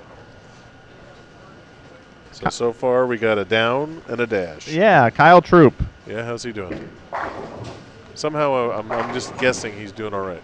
Double, then 2 spares, then an open, then a strike. So that gets a dash. That's a mixed bag, isn't it? It is. Okay, Christian from Puerto Rico. Where is he? He's a tall guy. So He's there he down is. bowling He's with down. Prather. He's at the end pair. Yep. All right, Ascona, double, open, and he's staring at a 2-4-10, so that's a dash. That's a dash. Okay. Brad Angelo. Mr. Brad Angelo. I can see him from here. He is a spare strike, spare, spare, spare, and up in the 6th. So I think that's a dash. That's a dash. Okay. I'm catching on to this. All right, Nick Pate. Nick Pate. I haven't seen Nick today. He's right here on Oh, 65 he's and right in front of 66.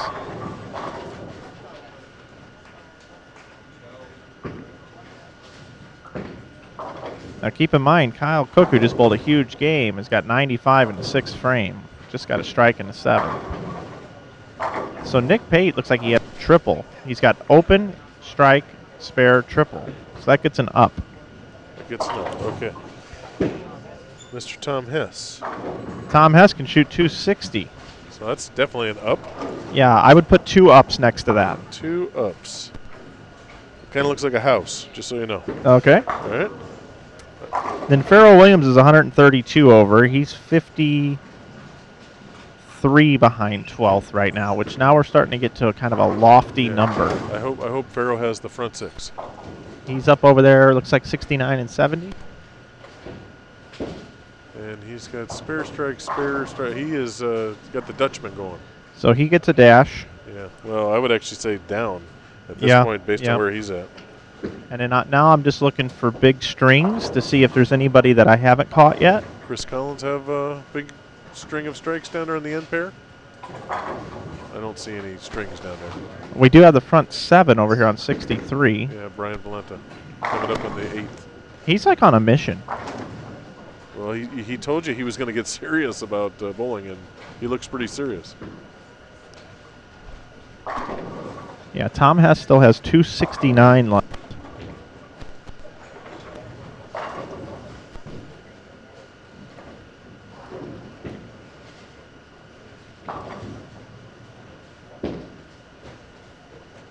And these numbers are going to come in quick. So here's Brian Valenta up on your screen. He's got the front 7, looking for 8 in a row.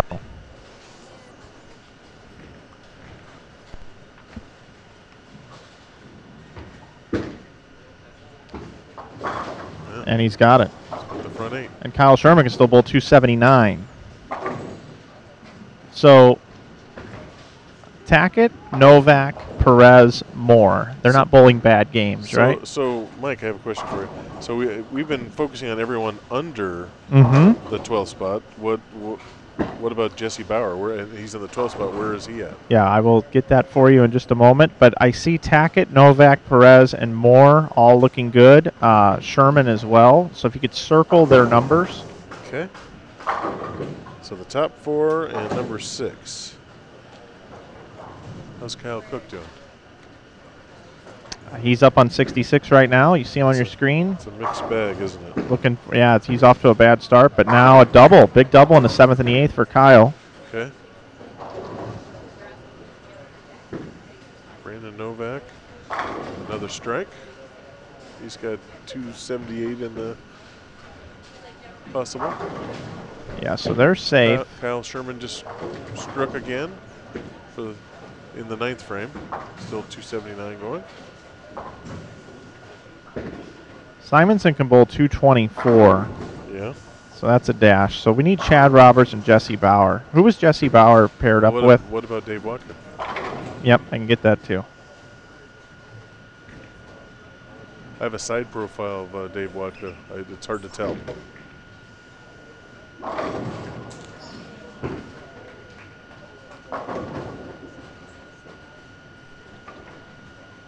Brian Valenta is up on the right-hand lane in front of the ball return with the front 8.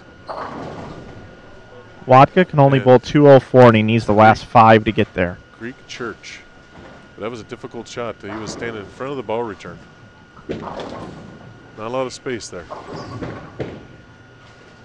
I think Brian probably wasn't able to generate enough speed. Greek Church is a lot of times a speed issue.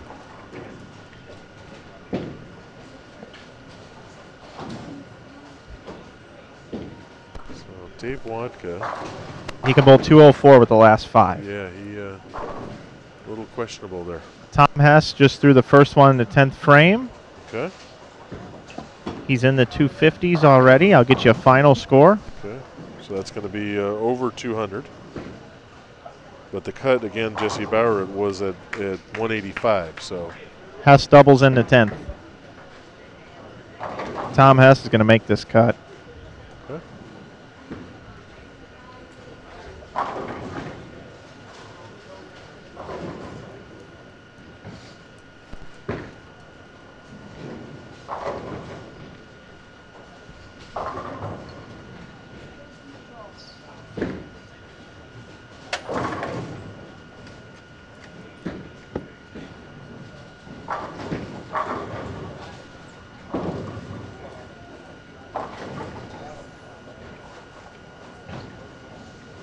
All right, I have a final score for Jesse Bauer. Okay. 163. So 37 down from that. 185. So that's minus 37. So that is 148. 148. Yep. So if you put that down for him, I did. Chad Roberts can still bowl 214. Tom Hess bowls 266. 266 for Hess. So Hess. Is that 213? 6-6. That is 213. Yes. Okay. Movers and shakers. I'll keep getting you updates from down here. Yeah, I got 2 out of the 32, so keep them coming. Everyone getting ready to finish up here all at the same time. You got Simonson down there right now up, throwing at a spare. What can he bowl? He just spared. He can shoot 213. Or no, I might.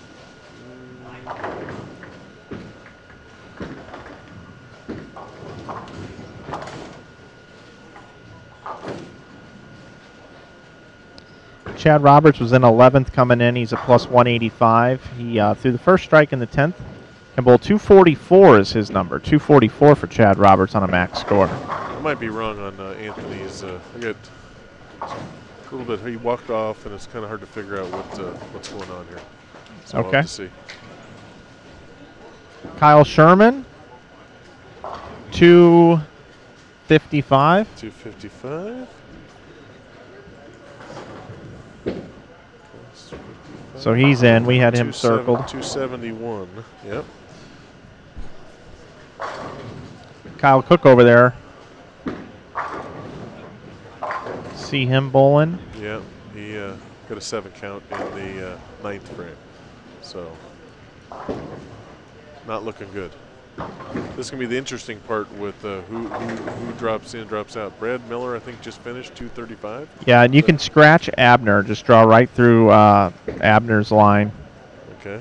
That seems kind of rude to scratch someone else. Yeah, that's what we have to do at this point. Okay. Sorry, Ken. Kenny started out great today. So what did Abner shoot? He's not done yet, but the best he can bowl is 158. Okay. I do have a final for Chad Roberts, 230. So that brings him to 215.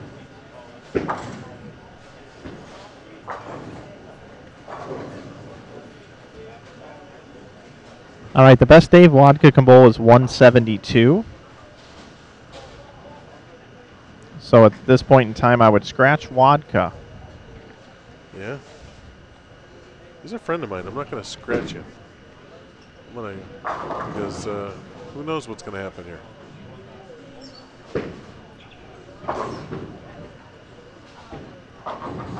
Farrell Williams can only bowl 205, so he's definitely not making a move in. Nick Pate can bowl 226. Kyle Cook can strike out for 192 here. EJ Tackett's frustrated. Okay. Did he at least get Yeah, he'll be good. 100 pins? Big strike here in the 10th frame for Kyle Cook, bailing out a game here. Yeah. Get a bunch of scores down on the left-hand side here, I think, that finished up. We've got the 228 on lane 64. Brad Miller. Wasn't he the top bowler? 230. Who was the 235?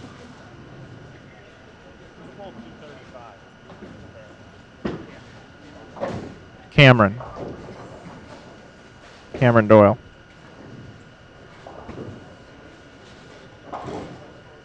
Brian Valenta in the clubhouse here. His last shot. Let's make it 261 for Brian Valenta. Puts him at plus 270. Yep, 1 pin behind Kyle Sherman. Let's make it 192 for EJ Tackett.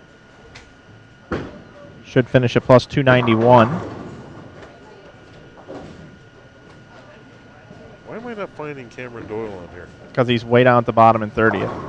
See, I just stopped after about 20. There's just no way, Yeah. right? So what did he? He's the one that shot the 35. Yep, 235. 235. So that brought him up a little bit, but not enough. 127. And Brad had what? 228. Yeah, here's an interesting one that we need to write down. Franklin Snodgrass, 178. Minus 22. So he's at 188 now. Who else we got? We got the 191 on 66. That is Kyle Cook. Minus 9. So 209.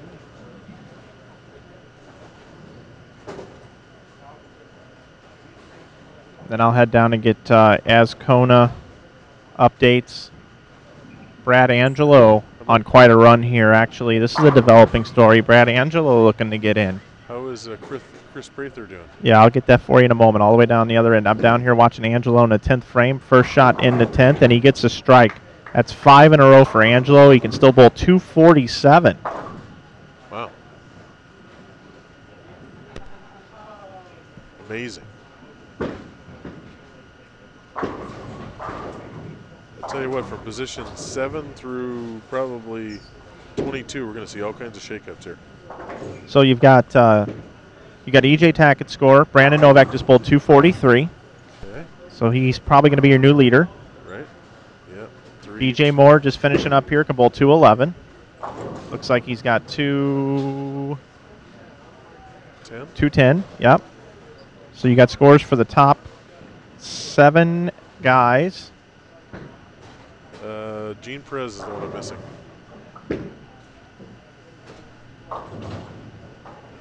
Okay, we'll have that in a moment. Okay.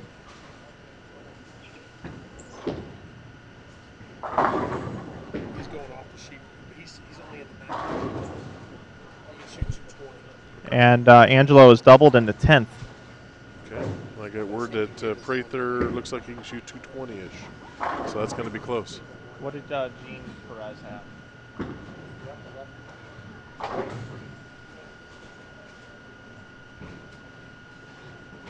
His wife, he's on the end pair on the right-hand side. His wife's sitting on the... Nick Pate, you can scratch him. He had 193.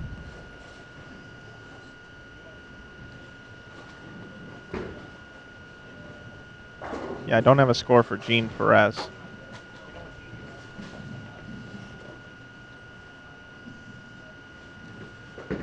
Anthony Simonson, did he finish? Simonson finished with 193 the last game. Oh, no. What did you have the last game? 213 for Simonson. So plus 13. Jeez. 223. What did Dave Wadka end up with? Wadka scratch. Just take him off. I already told you I'm not doing that. I know, but what was the score? I don't know. It's irrelevant at this point. It was very low. Okay. All right, so I'm giving you an update down here from 55 and 56. So right now, can we paint a story here? Who do we have in? Well, definitely Tackett. Yep. Definitely Novak. Yep. Gene Perez is in. Has to be. Yeah, DJ Moore. Yep. Kyle Sherman at 271's got to be in. Yep. Kyle Cook. Brian Valenta at 270. Yep. And circle those names. Circle those numbers. Okay.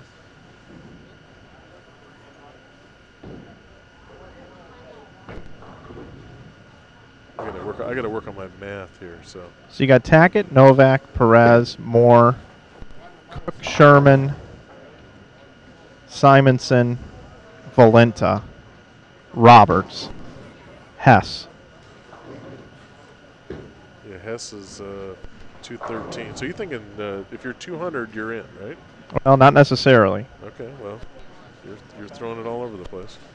We do have a score for Gene Perez, 171 the last game. So 29. So, but still 221. So I'm going to circle him. And if I circle him, I have to circle Simonson. at 223. Yep. So I got seven numbers right now circled. I have not circled Chad Roberts or Tom Hess. Chad Roberts had that what do you have? 230. Yep. Yeah. So because you refused to give me scores for people like Kyle Troup and Christian, and what did Angelo end up with? All the way down there on the pair over to the right, it's going to be the bottom right bowler, 247 probably. Okay. So I'll put in here plus 47 probably. So that's 204. Brad Angelo got the 204. It was at 247 down there officially. Did you see the? No, but he's standing right by you. He's standing right there. Look straight ahead. He's right in front of you. He's got his back to you, isn't it? He's in the red, white. Yeah. He's right there. Brad, did you finish it off with 45. 245 he had. 8 on the fill. So 202 for Brad. So Dave Watka is going to be out. Ken Abner, you said, is out. Yep. Chris Prather. Prather just threw a shot in the 10th frame. The best he can shoot is 193. Not enough. Okay. I didn't see what Kyle Troup had. He just walked by, and he wasn't. I don't think he bowled enough to get in. He pulled his shirt out of his pants, so that's if that means anything. Okay. Yeah. Scratch Troup. Okay. So I'm going to start circling a couple of 200s here. So Kyle Cook at 209. Yep. Tom Hess at 213. Okay. Chad Roberts at 215. So that's 1, 2, 3, 4, 5, 6, 7, 8, 9, 10 people. And then Brad Angelo at 202 is 11. And then you got Hess in there, right? Hess is already in there, and unless Christian shot a big number, 240 plus, he won't be in there. And Prather, you said that he could shoot what? 2-0? He bowled 191, so scratch him. Yeah. Well, someone's going to make it here because I only have 11. So one of these. Do you have Snodgrass in? I do. Yeah, he shot 178. So he's at 188. I haven't circled him, but he's the highest of the next ones. So everyone I've circled is over 200. The low being Brad Angelo at 202. So you have Watka falling out and Bauer falling out. Yes. And you have Tom Hess getting in. Right. And Angelo getting in. Yes. And so the question is Snodgrass the last person? Did anyone go up to over 188? Okay, so Christian Azcona right now is up on the approach down here on 55 and 56. He's working on a 5-bagger going into the 10th frame. Okay. He can bowl 240. Oh, well, he can pass him. He just went right through the face for a 10-pin. Okay. He can bowl 219. 219. That's not going to be enough. I think as it sits, and you start scratching all these people. So we don't know what Kyle Troup shot. I'll get that number. Yeah, because he's the only other one I think that has a chance. Otherwise, Snodgrass survives. I think so.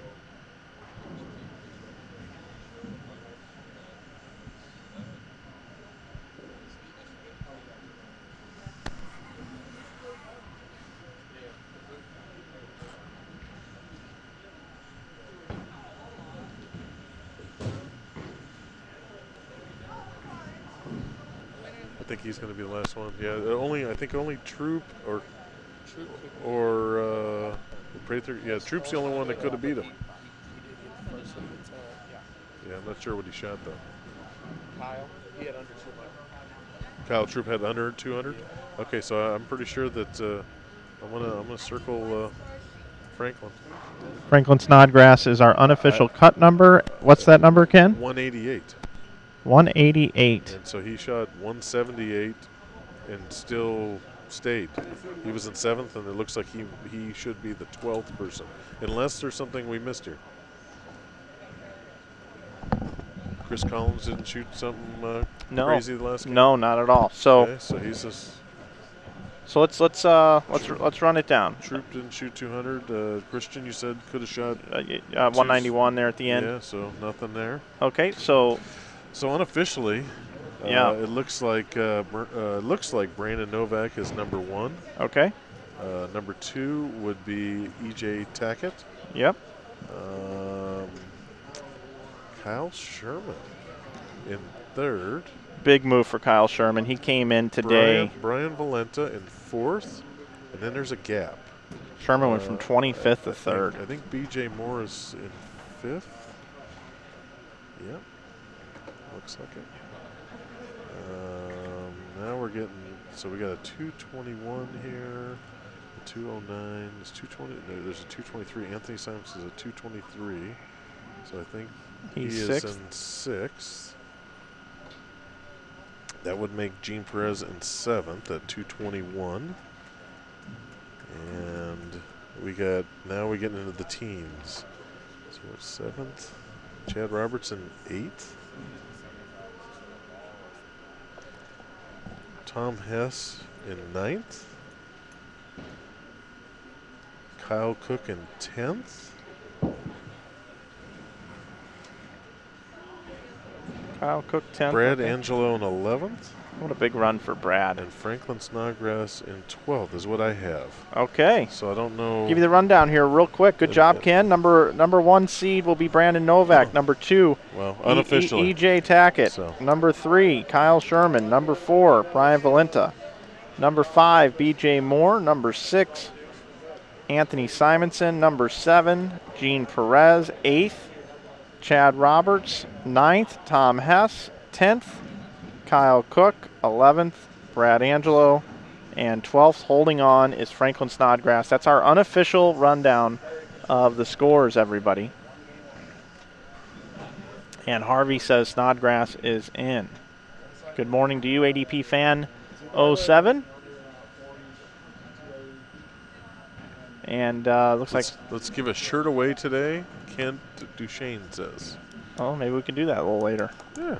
And we'll do it during the finals. Yeah. Okay. Well, that is going to conclude this portion of the broadcast. Ken, I want to thank you for coming in and spending time. It's been a pleasure. Calling the action. Thanks for appreciate having you keeping me. Score. So what we're going to do is we're going to stay on with just our ambient microphone. And we'll be back in an hour with match play. We'll start 11:45 Eastern with practice. So everyone's going to be kept in suspense on the official. They'll see the number on the website. You can check us out at Inside Bowling. You'll be able to see the top 12 number. We're going to attend to some official business, such as paying out these athletes. Arthur wants to know what time the match place is starting. Yeah, in an hour. In an hour. In 1 hour. Okay. Okay. So, Ken, thanks. We'll be back. Oh, actually, it looks like we have an official number. So here is the official. High five you from Scott Hoonick. Brandon Novak, EJ Tackett, Kyle Sherman, Brian Valenta, BJ Moore, Gene Perez, Anthony Simonson, there's something changed. Chad Roberts, Tom Hess, Kyle Cook, Brad Angelo, Franklin Snodgrass, your top 12. Okay. I think I got 2 of them backwards or something. No problem. Anyway, so that is your top 12. Kyle Troup just misses by 21 pins, so we will have a new champion here this year at the Logo Infusion InsideBowling.com Open. Like I said, we'll be back in about an hour. We'll get a new graphic up, and we'll see you all for match play at 11:45 Eastern Time. Thanks so much.